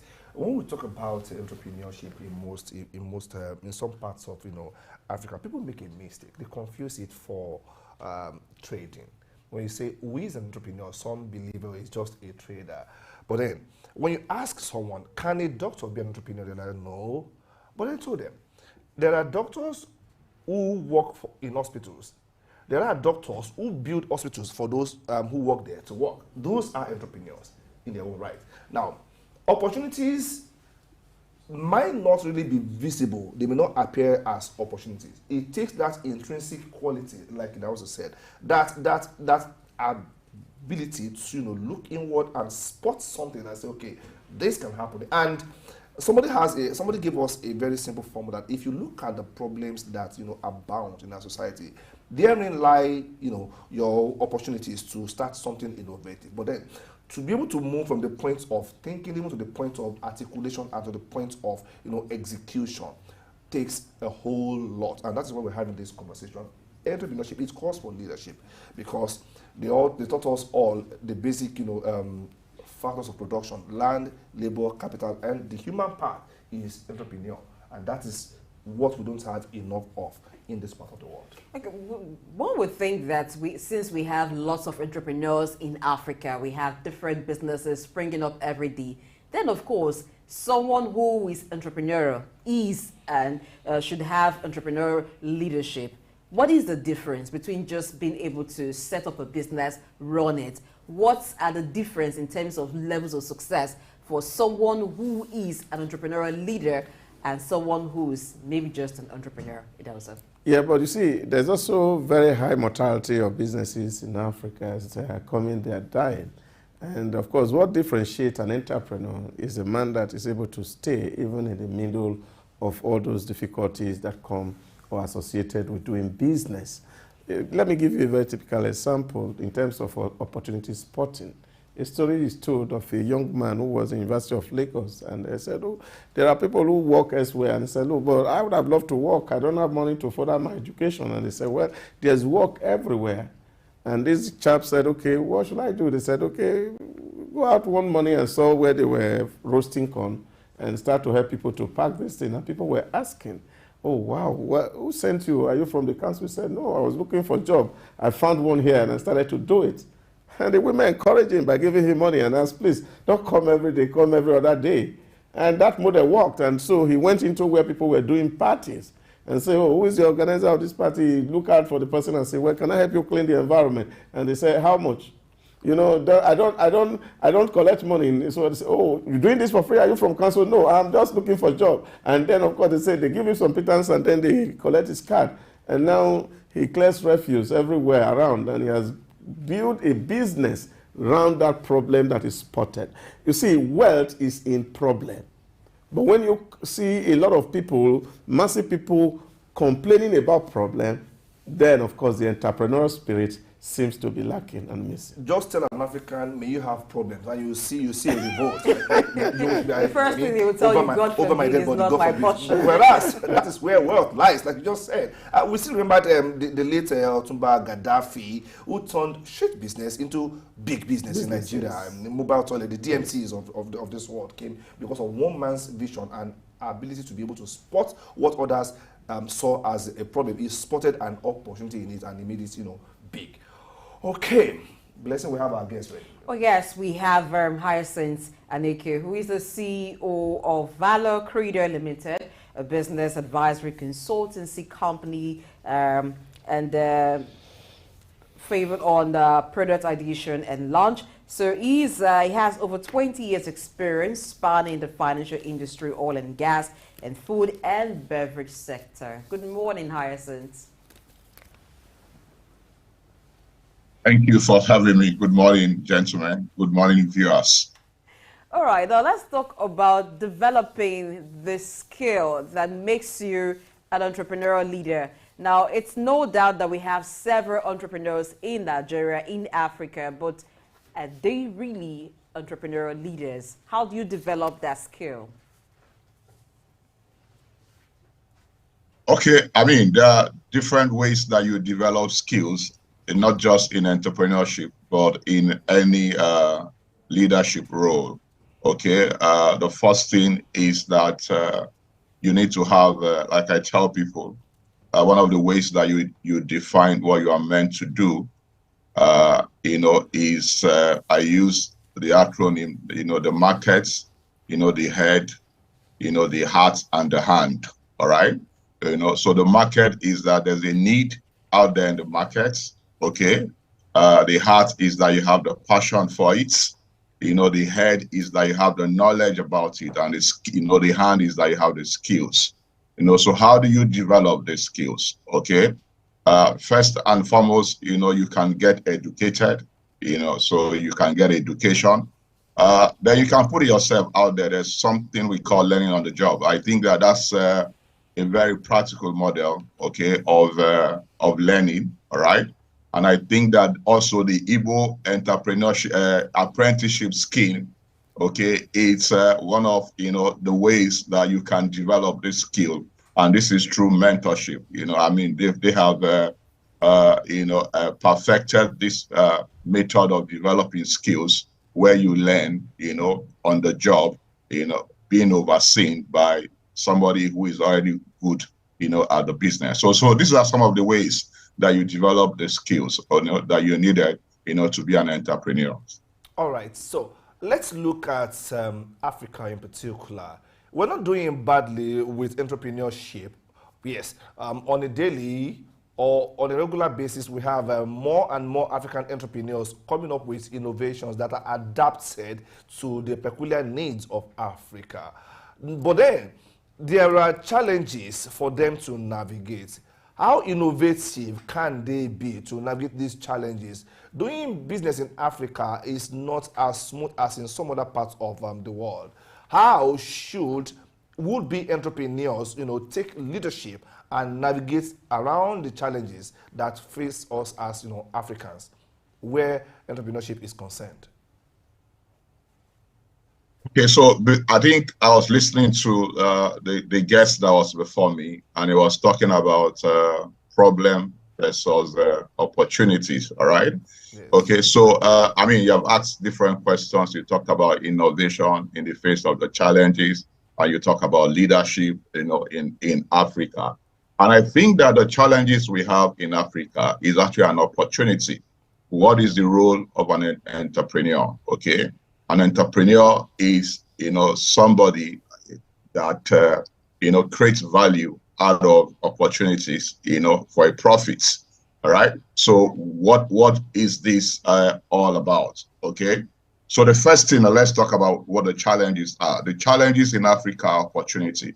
I tell people, when people say we have ideas, most times, okay, the idea, what they call idea is not actually an idea.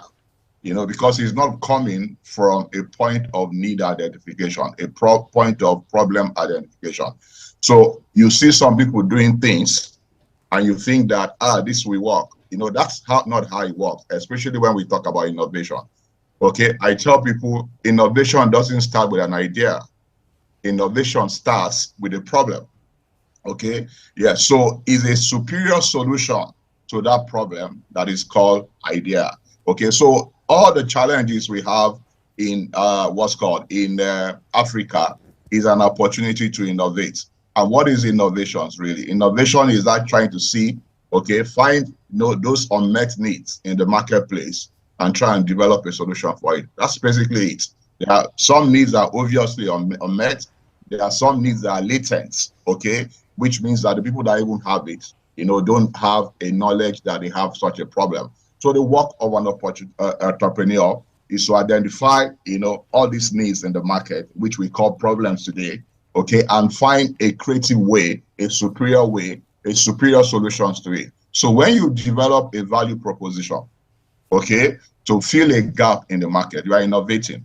So the challenges we complain about across Africa, that actually opportunity to innovate, okay, and bring, a leadership, because right now you are providing a solution. You are showing people the way to go. You are actually influencing people, connecting with people, connecting with their problems, and influencing them, to work in a particular direction. And in the process, you are making, a lot of profit for yourself. I think that's the role of entrepreneurship in the African landscape. The problems we talk about actually provide an opportunity for innovation. Okay, some companies or businesses have been able to make innovations to break into the market, but sustaining the business is a problem because research has it that a lot of businesses in Nigeria and Africa do not go beyond 5-10 years. Now, but in other climes, we get to see transgenerational businesses spanning over 50 years, even 100. What are the issues with having resilient businesses that span generations? Okay, so very interesting question that you have asked. The first thing is that, okay, I talked about problems, okay, and I talked about finding solutions to the problem. Oftentimes, most business people, they think about products, okay, all right, and that is not just, the product is just the beginning, okay, and I like entrepreneurs to expand the scope of product beyond the product to value proposition, okay. So what's the difference between a product, and a value proposition? All right, for every market need, okay, there's something the market segment wants to do. There's something the customer wants to do, okay. So when you talk about products that provide the features that solves that problem, you're talking about products. When you take it further to value proposition, what are you doing, okay? Apart from that thing the customers want to do, okay, there are problems they are having trying to do it, okay? There are benefits they want to get by doing it. So just providing product that has the features, okay, that solve that problem, okay, is not value proposition. It's just at the product level. But when you begin to think about, okay, how do they get the benefit by doing that? How do they solve the problems? So you are not thinking about value proposition. So you have, a product or a value proposition that help them do the work, okay, that remove the pains they are having for not doing it, okay, and help them gain the benefits, okay, that they want to get. So that's your move from the point of the product to value proposition, okay. But again, your value proposition is just value proposition, not a business, all right. So when you talk about sustainability, you move the next level, to the business model. What is the business model? The business model is how you create this value proposition and how you deliver it to the market and how you capture value from the market.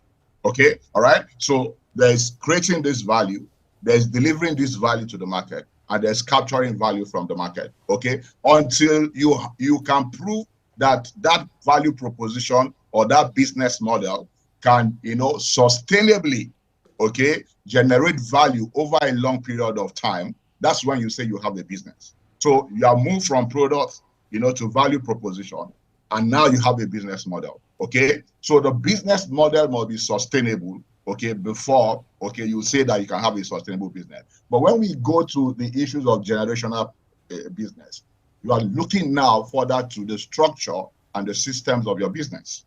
All right, so you need to put a structure in place. All right, it says that people determine the potential of an organization, but structure determine the size. All right, so there has to be a structure. All right, apart from the structure, all right, the next thing that leads to generational business are systems.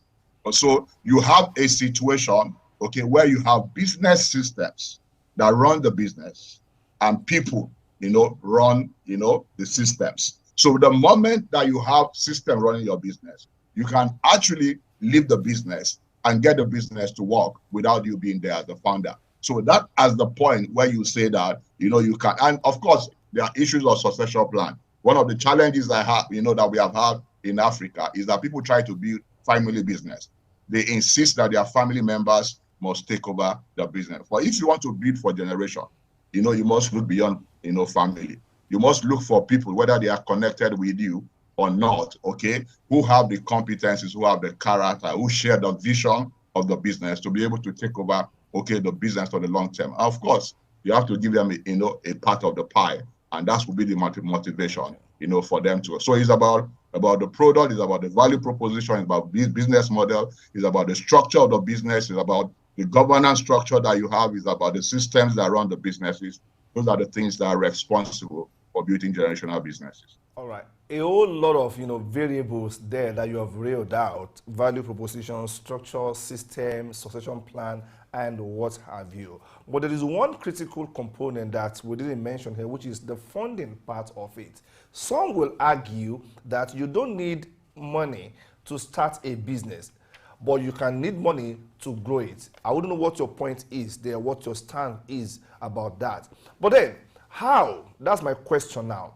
How should entrepreneurs navigate the challenge of funding?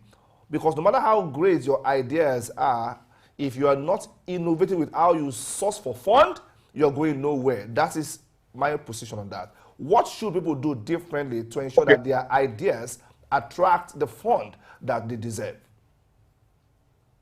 Okay, so the first question you asked is the fact that you don't need funding to start a business, and what I think about it. Okay, yeah. So at Harvard Business School, entrepreneurship is defined as a pursuit of opportunity beyond the resources you currently control. So I mean, you are starting a business, you are trying to build an opportunity beyond what you have. So you find an opportunity. So you will not always have sufficient. In fact, the reason there is an opportunity is that you saw it, but you don't have enough resources to bring it to pass. So you will need other stakeholders, you will need funders, you will need partners, you will need all of you. Okay.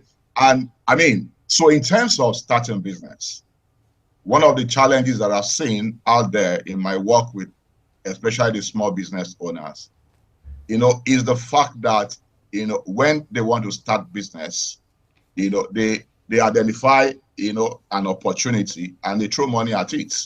Okay, yeah. So when it comes to in terms of startups, there's something that we call structural experimentation. All right. So what are you doing? The first thing, there are different fits you need to establish in your market, okay, before you can talk about having a business. The first one is that you identify a need in the marketplace. First and foremost, you want to be sure that the customers, or the market segment that you want to serve actually have the need and they're ready to pay for it. All right. So, and that's why most people have come up with the concept of minimum viable products. So what are you doing? You are trying to build a value proposition, okay, with input from the market segment you want to serve. You want to ensure that the market segment actually have the need and are ready to pay for it. So you don't do those experiments with all the money you have in the bank. So you start with what is the minimum, you need to test that this exists in the market. I give you an example, a very practical example I use all the time. You want, the guys that want to build a poultry, for example, let's take the poultry business. What does the person want to sell? Okay, you want to sell eggs and birds, practically. That's what you want to sell. But you don't need to invest in a poultry to know whether there's market for birds. So what would be my minimum viable product if I want to start a poultry business? All I need is probably a video or a photo of existing existing poultry out there in the market. Okay, and I go out there and find out, whether there's actually a need for that. So I can begin to market the products by showing people pictures. I have this number of eggs, I have this number of whatever, I have access to it if you want it. I agree the price. So what you are establishing, which is the first important thing, you are establishing the need in the market. You are establishing how the customer wants to be served. You are establishing, what exactly they want, and you are taking feedback and putting the feedback as part of your product or value proposition development. So at the time you are finished, you must have developed a product that the market cannot resist. Why? Because, okay, you took into consideration the needs of the people in the marketplace. Okay, so you find out that you don't need all the money to start. Okay, but at the point that you have developed, the product you have established, there's a market fit, for the value proposition that you are bringing to the market. That's when you begin to build a business around it. And that's where you begin to need funding. All right. So it is important that the three things that, funders are looking for. The first one is what I've talked about. Okay. We helped a lot of young startups, develop a pitch deck, to pitch to funders, to be able to get funding from them. So what are they looking for? The first thing they are looking for is that first mark. There's a need in the market, okay, where people are ready to pay, okay? So you need to be able to demonstrate that.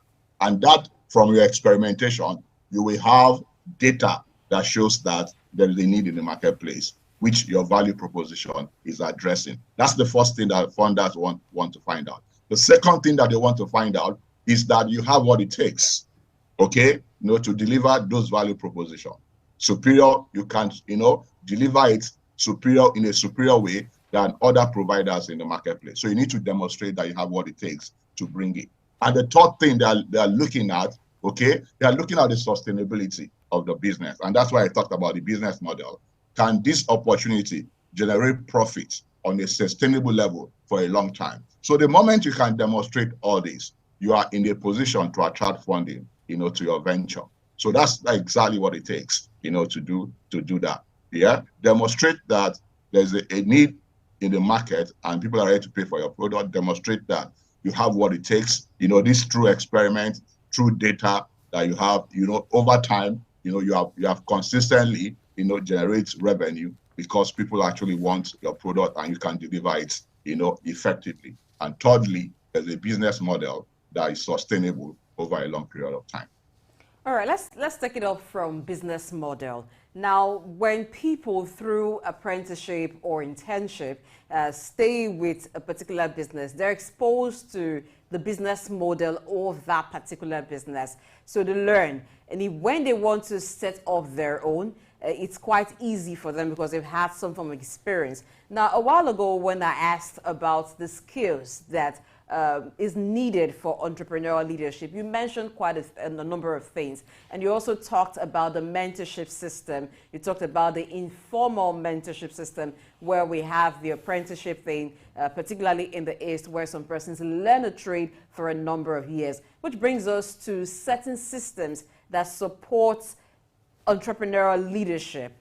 How can we entrench those systems so that over time they are not brewed out, they don't die out? We see that the apprenticeship system is fast dying out. How do we entrench this? Okay, I think that, okay, we have a program that we call Leapfrog Africa, is actually trying to use entrepreneurship, for empowerment across Africa. And we've identified, 3 challenges as far as entrepreneurship in Africa is concerned. The first challenge that we, is leadership challenge. Okay, that is at the government level. All right. Yeah. So you don't have, we don't have, those leadership that has the character, they have the competence, they have the compassion, to do things that are sustainable, for the people. Okay. It's always about, selfish interest. So that creates a macro problems because we don't have the policy environments, that cause entrepreneurship to thrive.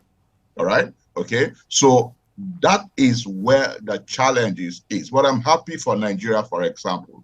Okay. The status bill has just been passed to an act. Okay. So some policy frameworks are being put in place. All right. And those are the ways that we can ensure that all these things there are policies that are backing them, and these are sustainable because we have, stability in our political environment. We have government policies that is respected by successful governments. When we could have those, sustainability at the macro level, we find out that it creates a sustainable enable environment, for this kind of skill acquisition, to strive. I know that a lot of private people, are doing a lot of things to ensure that this is sustainable. The concept of incubator and accelerators is growing on a very, alarming rate in Africa, especially in Nigeria. And these are structures that have been put in place, albeit in the private sector, to ensure that, this skill development is sustained, all right? So if you want a venture, you want to develop a venture, you don't have to do it on yourself. You can enroll in some of those incubators. You can enroll in some of those accelerators, and they will handhold you and ensure that, okay, you get the required skills, you get the required support, you get the required, access to funding that you need. Okay, I think that's the way to go. Yeah, we're doing something with, about it at the micro level, but we think that more needs to be done about it at the macro level to ensure sustainability. All right. What you do and what many like you do speaks to what I call creativity in entrepreneurship. But when we mention creativity, most times people associate it with the arts or the entertainment. Could you please speak more to what it means for an entrepreneur to be creative? Okay, so so when we talk about, entrepreneurship, creativity, and innovation, all we're just looking at is looking at gap. I tell people, if you are in business, the business environment changes, but how it affects people basically is how it affects the need in the marketplace, how it affects, the needs in the market segment that you want to serve. Okay, so an entrepreneur is said to be creative or innovative. When you have an eye to identifying the problem that majority of people have, okay, and you are able to look for creative solutions to it. That's what we talk about creativity. There are just two things you are looking for as a creative innovator in the marketplace. You are looking for needs that are not met, okay, and you are looking for needs that exist that even the customers don't know about. Okay, I'll give you an example. Before the touch, the smartphone, the touch screen, okay, we're using keyboard. Okay, there was no person out there in the marketplace that thought about touch screen. It was a latent need. Okay, so the creativity of people like Steve Jobs and people in that sector, know that it is going to make life easy instead of typing on your keyboard. All right. So the creativity is that how can I improve, okay, the life of people? How can I make things easier for the people? How can I solve this problem better? How can I meet this need better? This is what creativity is all about as far as innovation in the entrepreneurial space is concerned. So how do entrepreneurial leaders contribute to economic growth and social progress at the end of the day? I thought that would be obvious, okay, because it's a no-brainer.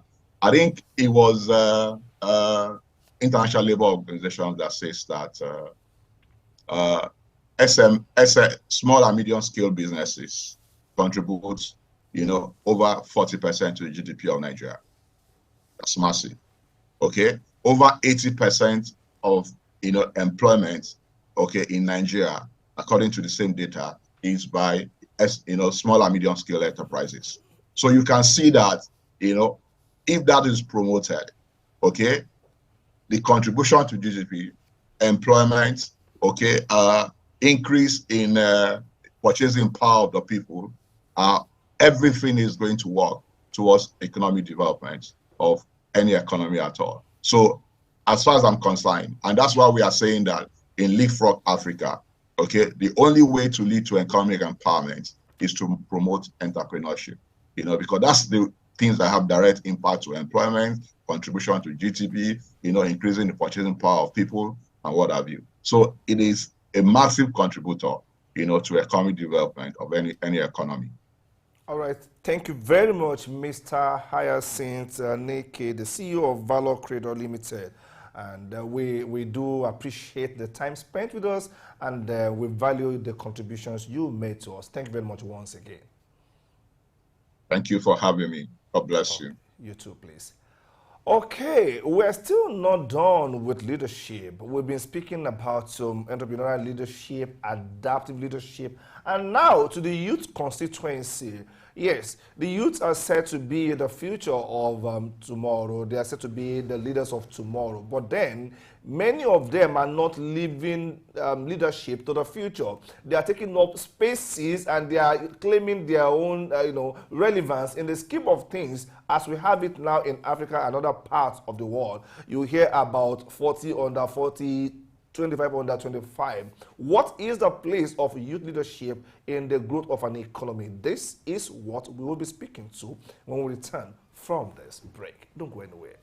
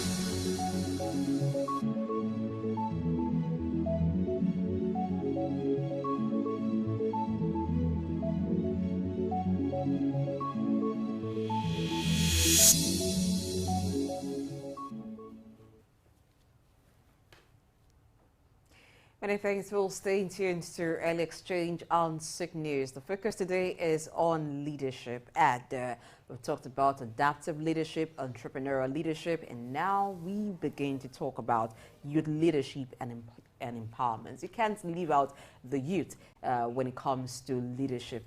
You know, a time was when they say children are the leaders of tomorrow. So those children are going to become youths now. So they need to begin to assume leadership roles in different capacities. This is what we want to talk about right now, as we have Olumide Ajomale, who is an accomplished professional with a diverse skill set and a strong background in finance and professional development. Is an NLP master practitioner, certified professional trainer, facilitator, and coach. Is also master trainer for Great Place to Work Incorporated since 2011. Good morning, Olumide Ajomale. Okay, you'll join us later. But before that time, let's look at youth leadership. Now, there was a time when the youth began to advocate in Nigeria for positions in authority. They wanted to be part of the political circle, the decision makers. You know, with the not too young to run thing that we had going at one time, but we didn't quite see a lot of youths come up to run. Could it be as a result of the economic power to back up that aspiration to be in position of governance? I wouldn't quite be able to say. But from what we've seen, we do not really have lots of youths in positions of authority, being leaders, but we just have them in the private sector in one leadership area or the other. Okay. Well, I wouldn't want to, go too deep into the not too young to run, campaign. But I think youths are taking up spaces in areas that really matter apart from governance. Politics is a complex, game to play, and like you said, youth don't have that fund really to drive engagement like that in that space. So let's leave politics out of it. After all, we are a business television station. Yeah. But then, when you look at the business terrain in Nigeria and in Africa, the youths are actually claiming their own spaces. Look at all the fintech companies. Many of them were actually started and they are being run by young people. And this is what matters. You see, the real power players are not the ones you see occupying political, offices. They're not. The ones, there is a particular level of engagement that, makes you much more relevant than even that man that is in a political office or the other. I remember when Trump became the president of the US, he had to call all the business leaders, the top, the best of the best together, because no president anywhere in the world can succeed without the input of those who control businesses, because they have the economy, they have the jugular of the economy in their own hands. So when young people, I am not saying young people should not go into politics. I am saying beyond politics, let them look at opportunity. Let them look at how to take hold of the economy. Let them look at how to, stir up entrepreneurship and become employers of labor and take care of the needs of their fellow youth. And if we can have one entrepreneur in maybe every 5 families in Nigeria, trust me, a time is coming where they will be so strong. The youth will be so strong that they can begin to call the shots and, amass all the fund they need to bring themselves to the corridors of power where politics is concerned. Also, we have with us Olumide Ajomale, who is here to, rub minds with us on youth leadership. Olumide, good morning. Good morning. Yes. I'm pleased to be here. Yeah, good to have you also. Now, before you joined the conversation, we were talking about the fact that young people should, apart from politics, go into what really matters, the economy, the opportunities, entrepreneurship, and so on and so forth. What's your take on this? Do we have enough youths taking up positions where it matters with respect to economy? All right. Thank you very much. And I'm pleased that I've been invited to give my own thoughts and insights on young people, leadership roles, and the like. I often say that I think we have a misconception in this country, and we typically assume that everything about leadership is in the political terrain. And pardon me when I say that. In fact, political leadership in this country is a poor example of what leadership should be. So there are other spheres and endeavors of life where leadership is pronounced. And when we actually talk about leadership, we then realize that leadership is not about title, it's not about position, it's about what we do, it's about the roles we play, it's about the things, the outcomes that we achieve. And if we put it in that realm, there are many things that young people are doing and that are stabilizing the environment. Is it in the space of the arts? Is it the space of technology? Is it the space of community engagement? Is it in the space of the economy? And if we look at the economy and diversify it as much as possible, if you're looking at people within the age range of 25 and 45, that's the hub of what happens in this space. So I think we should focus and just promote the virtues of leadership and get this segment of the population to be a bit more productive and explosive. So many people are still not in tune as to what it takes to be a leader. And when we do that, then we know that the journey is a lot easier. So I don't know whether this sets the tone for our conversation. It does. So for me, young people are doing well. Young people are doing exploits with skills that pertain to leadership. We need to populate that segment of the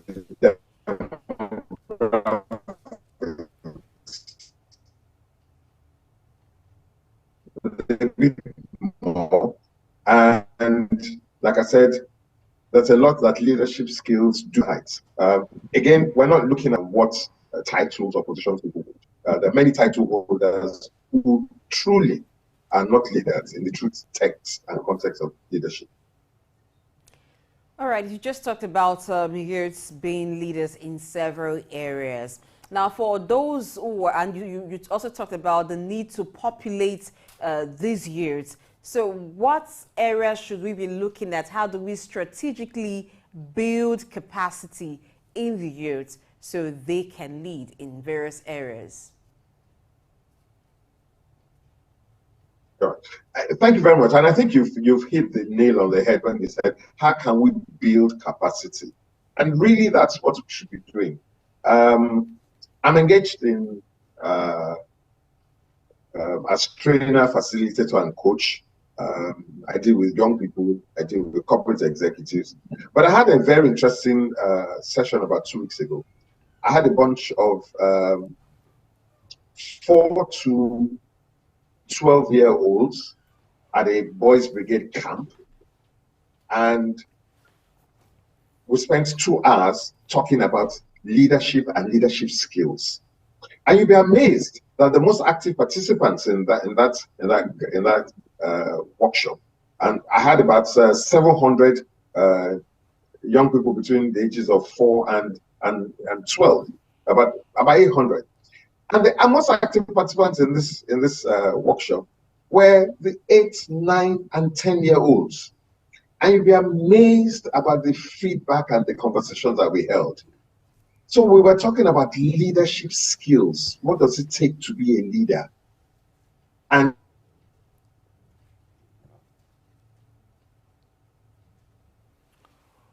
okay, we will return to Olumide.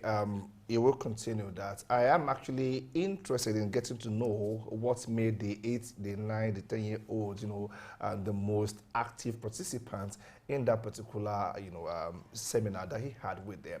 But I do know that at that level, they are very curious. They are still exploring the world. I mean, the 8-year-olds, they ask tons and tons of questions.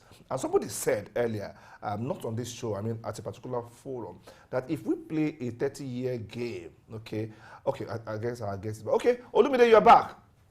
Let's continue from where we stopped. Yes, I'm back. Can you please unmute yourself? Yes, I'm back. At what point did you lose me, or did I lose you? All right. Okay, so you were talking about that forum where you had 4-year-olds to 12-year-olds, and the most active participants were the 8, the 9, and the 10-year-olds. So please speak more to that, and let's have your insight from that. All right. Okay, fantastic. So I said the most interesting part of this conversation where they knew, they identified, and spelled out what leadership qualities were and the things that make people leaders. So we realized that 8, 10, 12-year-olds were playing leadership roles. Now, unfortunately, we don't translate these messages early enough in the lives of young people. And so I felt that the opportunity of that camp was fantastic. So we had these conversations for about 3 hours. And I could see the excitement in these young people who came out saying, yes, I now know what it takes to be a leader. In fact, guess what happened? Shortly after we walked out of the camp, some 6-year-old found about 1,000 naira on the floor and brought it to where we were standing, the adults, and said, excuse me, sir, this is what I found. Now, what were some of the things that we talked about earlier? We talked about integrity as a virtue of leadership. And we simply applauded this young boy and said, you are indeed beginning to display leadership skills. Integrity.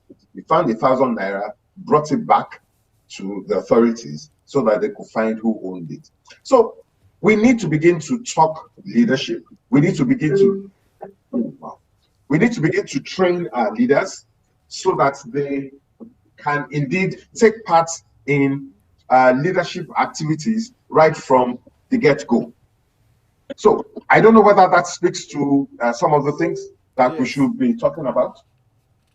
Yes. Okay, let's look at personal growth and identity. Now, someone who has not yet identified or been able to know who he is, how can that person lead? Now, if you look at the system of our education, it's focusing on studying the course and then you find yourself a job. But we did not do a lot of grooming for people, or there are no, were having a leadership training. But how much of such are open to people, particularly catching them young, at a younger age, so that they begin to develop the capacity right from a tender age, and so they grow into it. So how do we have that structure that helps people achieve personal growth and identity at an early stage, that by the time they're youths, they're not beginning to learn that, they've already learned that, and so whatever endeavor they are in, they hit the ground running? Again, thank you for leading this conversation in the right direction. So there's something we often talk about as self-leadership. If you can't lead yourself, you can't lead others. So yes, our educational curriculum is tilted only towards the academics. But in truth, when you set out to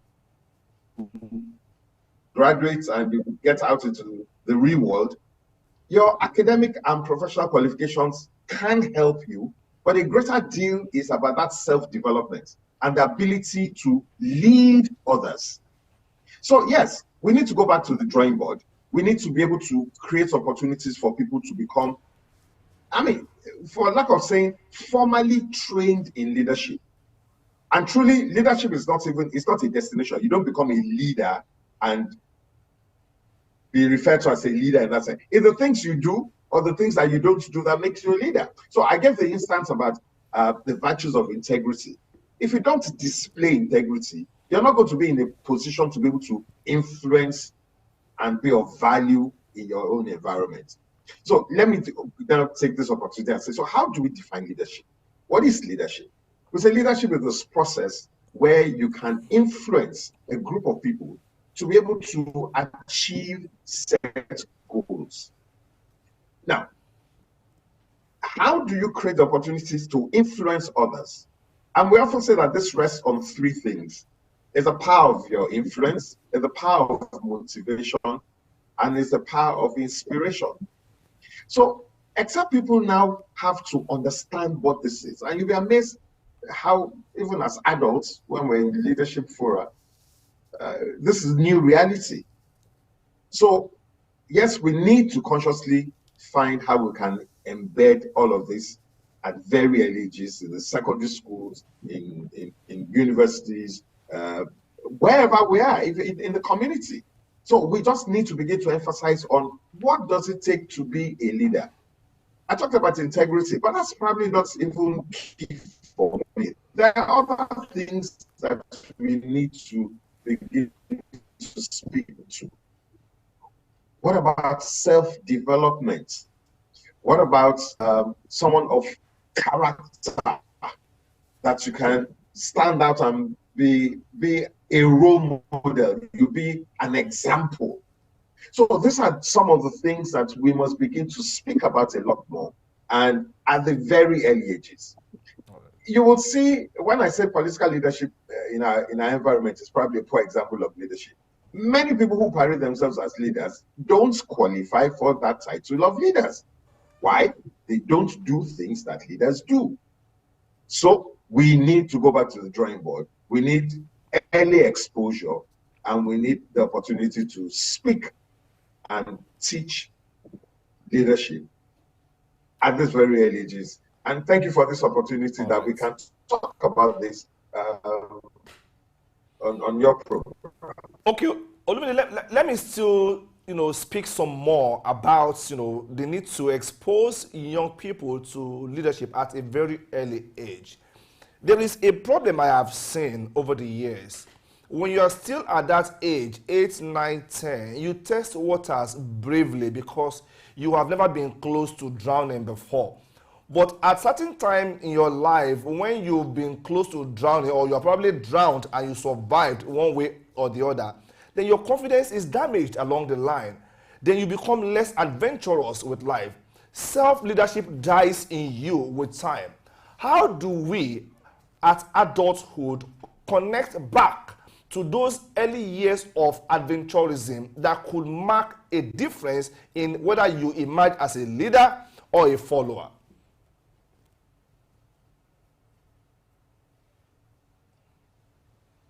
Did you get my question? Well, in truth, we all grew up with our various experiences. Sorry, did you hear me?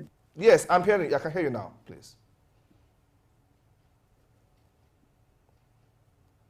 Okay, right. I said, we've all grown up with our various experiences, and experiences can either propel us or can mar us.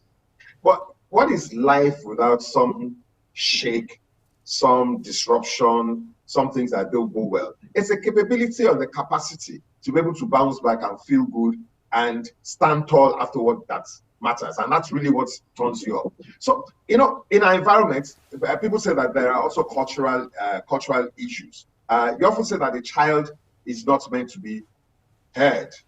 So someone says, "Oh, Dad, I have an opinion." And the dad looks at you and says, "Since when?" Of course, what do? You shut that person up, and that person probably grows up understanding that I can't speak up. And that's why you find adults who have been so molded. But then, what if you give that child an opportunity and say, "Oh, so what exactly do you have in mind?" And the child offers and says, "Well, that's a good idea, but maybe you need to refine it this way." So what have you done with this child? You've given this child an opportunity of expression. You've given this young person an opportunity to understand that their ideas can count. And when you give people those type of opportunities, they simply just begin to unveil and explode and become better as we go along. So we need to also consciously create an environment that we are allowing people grow and express themselves, because that's at the heart of leadership. Leaders think ahead. Leaders are creative. Leaders are people who can get things going. Leaders are problem solvers. Leaders are determined. Leaders, and so you can see leaders are these virtues are what qualify you to stand and be referred to as a leader. If you don't display these virtues, then you aren't a leader. Whether you have a title to go with it or not, in truth, the environment has only gotten to a point where we look at someone and say, "You know what, you are class governor, you are president, you are secretary, you are," and the appellations are numerous. But what have they brought to the table? What have they displayed? Are people really saying, "Oh, this is somebody that is worth following"? And following can be mentally, can be physical in some instances. The virtue of leadership, when somebody says, "You know what, you go ahead, I'm with you," that's an affirmation of virtues that you have displayed that makes you worth following. And what have we found out? Areas where we have people who display all these skills, you have an environment that is productive. So that is why we must begin to talk further and say we must encourage these virtues to be displayed in our young people at an early age that grows with them. And then we have a society and an environment that can simply just explode. All right, we continue with the discussion, Olumide, after this break. So we will return and continue talking about leadership, particularly where you've left it right now. We need to expand that. The show continues after this break.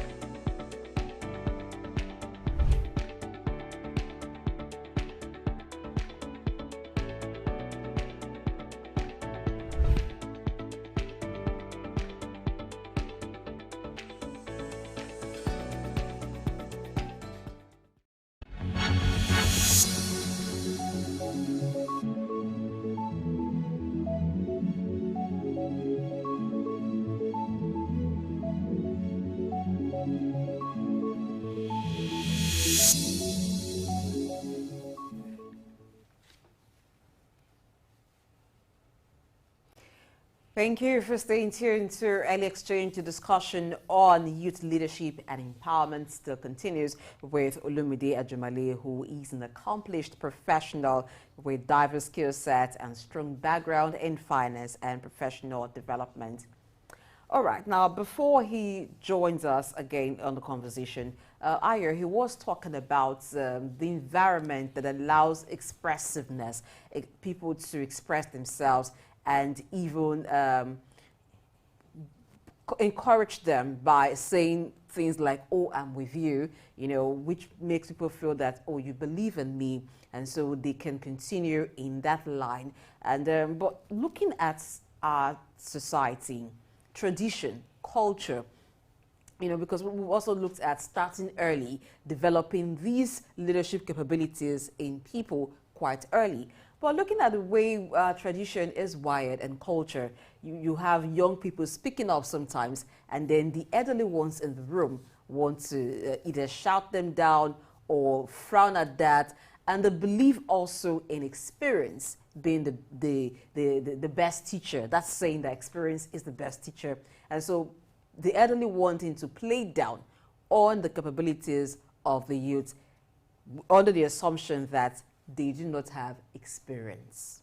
Well, I think that particular thinking resides, you know, mostly with, if I say our forebearers, that sounds a bit very distant. Maybe parents of old. Modern parents are getting to realize the fact that you have got to listen to your children at some point, really. Because yes, I know that as parents, we really can't, you know, allow the children have all they wish to have. There is something called youthful exuberance, which will take them to, you know, zones that are not safe either for them or for you as their parents. But then we have to realize the fact that the children of today, they are not born dummies. They are born to, they are born in the full glare of child rights, in the full glare of child advocacy, in the full glare of, you know, interconnectivity. They are speaking to peers across the world. So now, culture is the culprit here. The African culture, you know, is patriarchal, like we said earlier on the show, where the father is the chief speaker for the entire family. His words are laws that can neither be queried nor varied at any point in time, and every attempt at independent thinking is met with a rock. I mean, with a rod on your back, bam. And when you have the first one, you're not waiting for the next one to land on your back, because the memories will still linger forever. But then, today, we are getting to realize that there's a new model of, you know, of parenting as African fathers or mothers now. That is the one that listens actively to what your children are saying, not really to grant them all their wishes, but to ensure that you can drive the conversation and, you know, steer it where you think it should go. I'll give you an instance. A friend of mine was having a conversation with his daughter. The daughter was asking him, Daddy, what is Valentine all about? And this daughter is about 8 years old or 7 years old. What is Valentine all about? Now, the man had to be very careful to respond, because when a 7-year-old comes to you and asks you what is Valentine, he has heard or she has heard stories about Valentine. And she is probably wondering in her head, is this true? And the only point of validation for her is the father's mouth or the mother's mouth, as the case may be. Now, what do you do as an African father? You say, no, don't talk about Valentine, and you shut her up. No, if you do that, it will be at your own risk. Then he sat her down and explained to her what the world thinks it is all about and what he thinks it is all about. So that is the new model of parenting, where everybody is a critical stakeholder in the conversations that matter in the family. Okay, still looking at culture and tradition in regards to the development of leadership capability for the female gender.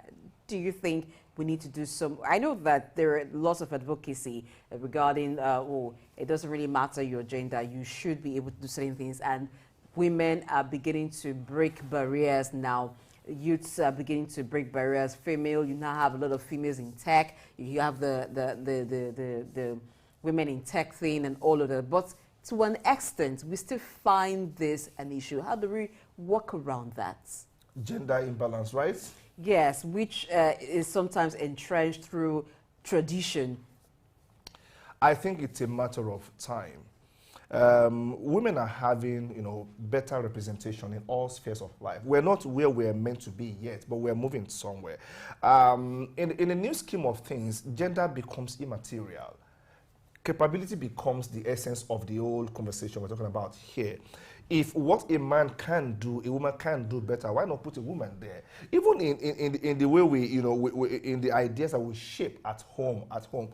I am not sure there are still many homes in Africa where you give preference to the male child over the female child any longer. I am not so sure about that. So incidentally, we're not living in a silo here in Africa. It's an interconnected world, and the internet has made the world a global village that we know.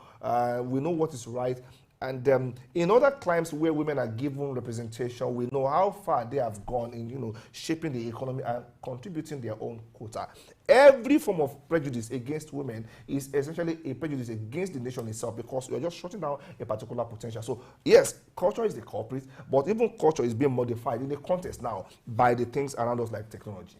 Now, talking about Africa, how do we ensure that collaboration of African youths towards championing causes that would develop the continent? Now, in the area of technology, that seems to have been left for them. We have the youth doing excellently well in that area and showing the rest where to go or what is the way to go in that. But other areas that we're not looking at, that's a sort of collaboration among African youths will ensure. You see, tech is actually not the collaboration itself, it is the driver of collaboration.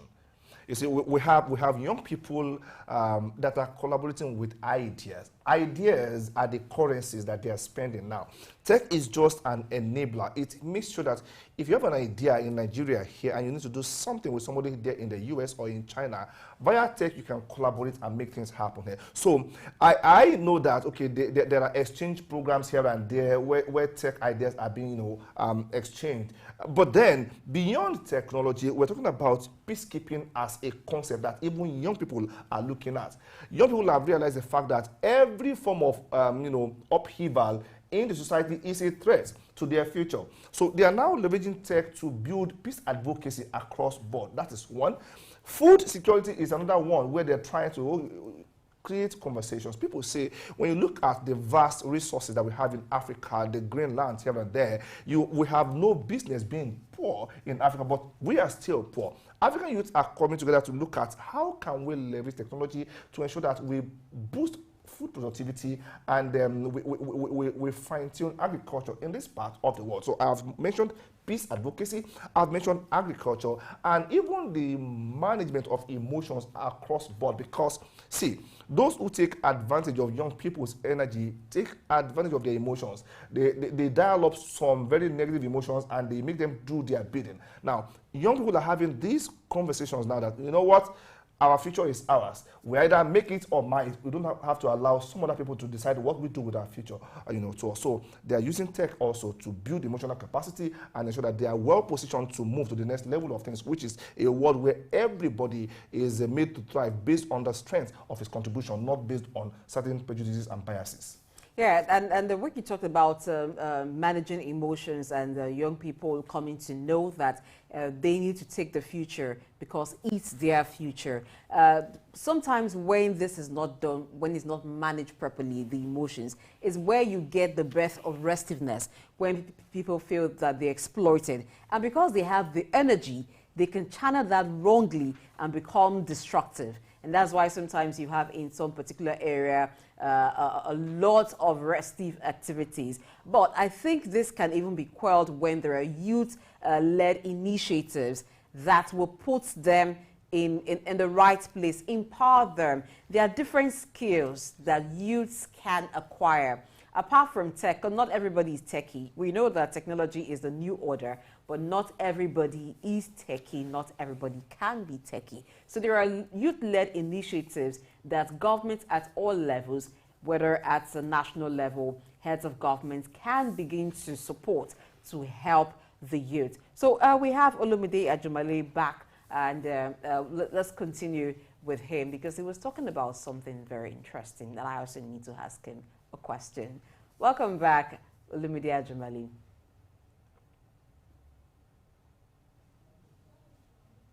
Please unmute yourself so we can hear you. Yes, sorry about the glitch. So I'm back with you now. Okay.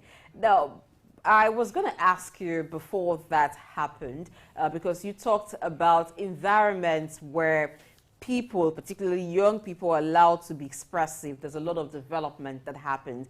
So I was going to ask, what is the role of tradition, culture in this? Because we are in Africa. All right. So traditionally, we are a patriarchal society. So we recognize age as wisdom. We recognize that you must queue, and then somewhere down the line, it will become your turn. And then you grow up, and that cycle continues.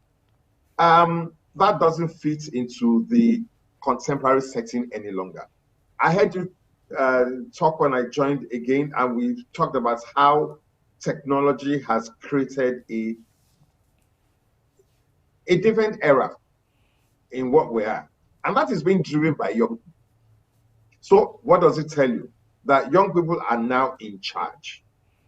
Now, if you have young people in charge, you've got to now equip them with leadership skills to be able to be more productive. So again, I focus on things like innovation. It must become available. We must have an, in fact, it's not a case of must anymore. That's what is happening. The pace at which technology has changed the face is because people are sitting down, looking for newer ways of doing things, and it's been driven by a lot of young people. What does that tell us? In our own environment, we need to have those type of engagements, that we don't stifle people and their initiatives, their ideas, and their exploits. So we need to move away from that traditional approach that looks at age, that looks like experience, and give room for ability to generate fresh ideas. And that's what young people are doing. That eventually what they're actually doing is that they're simply shifting away from those areas. I mean, if you're not going to let me thrive, and that's why you're finding that young people are not staying in employment anymore. They have a shorter span. They have a shorter sense of queuing on the line. And they're stepping out and saying, look, I'm just going to do my own thing. And what are they doing? They're just creating new opportunities. The ecosystem is becoming larger. And that's what the technology space has done. But what we need to do is multiply this in other areas of endeavor. For instance, I want to see young people do a bit more in the space of agriculture. We need to be able to move away from the traditional method of agriculture and get into contemporary concepts. And we don't need to wait for ideas that work in the Western world. We've got our own peculiarities, and that's what we need to be able to solve our own problems. And like I said, leaders solve problems. So we need to create an opportunity where people can step back, look at what is happening in their own environment, and prefer solutions and come big. You look at what has happened in the banking space. The small time fintechs, they simply have taken an opportunity that they've seen from what the traditional banking system has done over time. They found gaps, they've plugged in, and they've changed the landscape. Okay. In fact, what you're finding is that the traditional banks are now finding how to play in the space of fintech. Again, who's driving this? Young people, young minds. So what we need to do is, as I mentioned earlier, increase the population of people who have leadership mindsets, who understand what leaders do, how they behave, the virtues, and bring that into business, bring it into the arts, bring it into entertainment, bring it into whatever the endeavors. And Nigeria is a place that is ready to thrive, the more people who have the leadership mindset. All right. So let's look at the concept of contemporary mentorship. When young people want to decide who a mentor is, they look at his pocket, not his head any longer. And that is a problem. By this, I am not discriminating against those who have money, but we should be looking elsewhere apart from the pocket to determine who a mentor should be. How should young people define who a mentor is along the line of becoming the kind of leaders they should become in the nearest future? Well, I think we're probably also being unfair on young people. I think we need to blame our adults as well. Okay. Why has it been that all we seemingly display as success is wealth? So you will naturally find young people will queue behind that. I grew up in a space where, I mean, if I'm permitted to tell you who my role models were, they were not the richest of men. I simply cued into their lifestyle. I cued into their intellect, their understanding, their contribution in society. And I'm proud to say that I met two of these men later on in life, but they didn't know the role that they had played on me in shaping how I had emerged over time. So yes, we've got an environment, a society where our values are debased. And who's done this? Adults who are on their way out have created wrong values for us. I mean, my generation is also possibly also guilty. So there needs to be a reorientation. But beyond that, I also think that young people also need to make up their minds and don't look the wrong place for their examples for inspiration.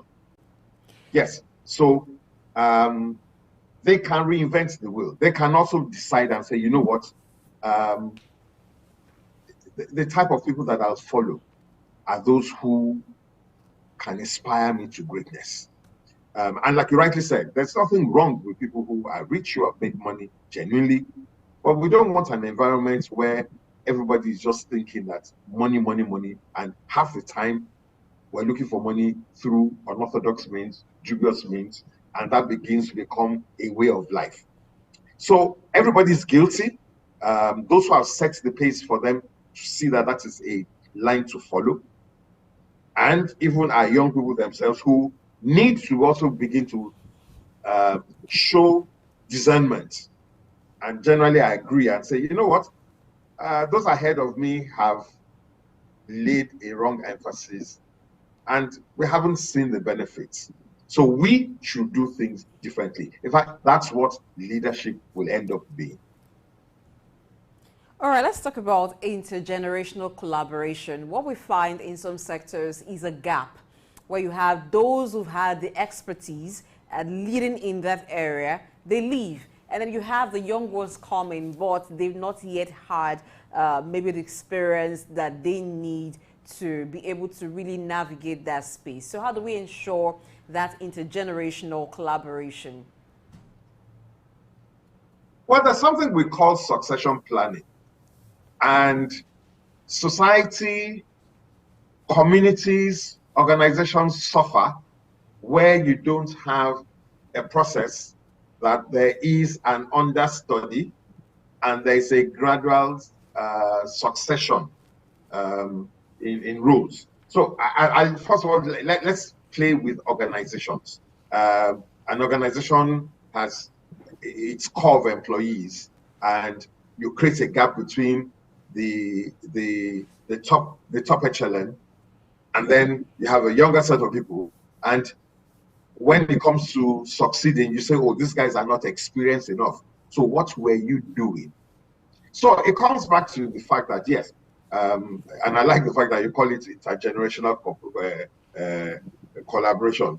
But it's all about succession planning. In our families, that's why you find men, women unconsciously hold their children and are simply saying, these are the things that you will do. Watch me as I do this. And when I'm ready to go, you will step in and take over. It's a conscious way of building capacity over the years. So I say a society suffers where we Okay. Okay, thank you very much, Olumide Ajomale. Your contributions have been very inspiring this morning, and I think it's a convenient, spot to call it a wrap on that particular segment of the show. Thank you very much. We appreciate you. And we are here again, 3 hours just like that. We've looked at, leadership from different aspects. We looked at adaptive leadership with Funke Dudola, and we spoke about entrepreneurship with Ayasin, and then with Olumide Ajomale, who spoke about youth leadership. He has called on young people to continue doing what they have been doing along the line of using technology to drive change in our society. And to those who are not so young any longer, let us reset the values for them, because we have a mandate, as our anthem says, to help our youth the truth to know. And that is how I want to sign out today on Early Exchange. My name is Ayo Jimmy. Don't go anywhere, because by 10 a.m. today, there will be Business Insight with Ola Oluwa Awe. Blessing.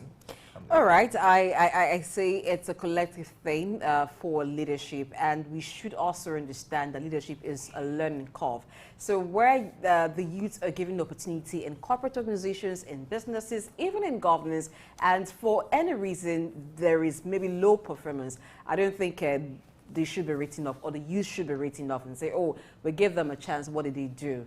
The tolerance to say, okay, let's let them try again should be there. That's how we encourage leadership. That's how we encourage youth to grow. And for youth, let's begin to take responsibilities, learn what we should learn, and begin to channel the new course, because youth have lots of ideas. You're exposed to a lot of new things. So a combination of all of these things, we can't do it alone, but a collaboration with the older generation, then we can get there when we talk about development in Africa. I am Blessing AJ. Thank you for being with us on the show today. Tomorrow will be another time, 7 a.m. West African time. But do not forget that Business Insight with Ola Oluwa comes up at 10 a.m. Stay with Soup News.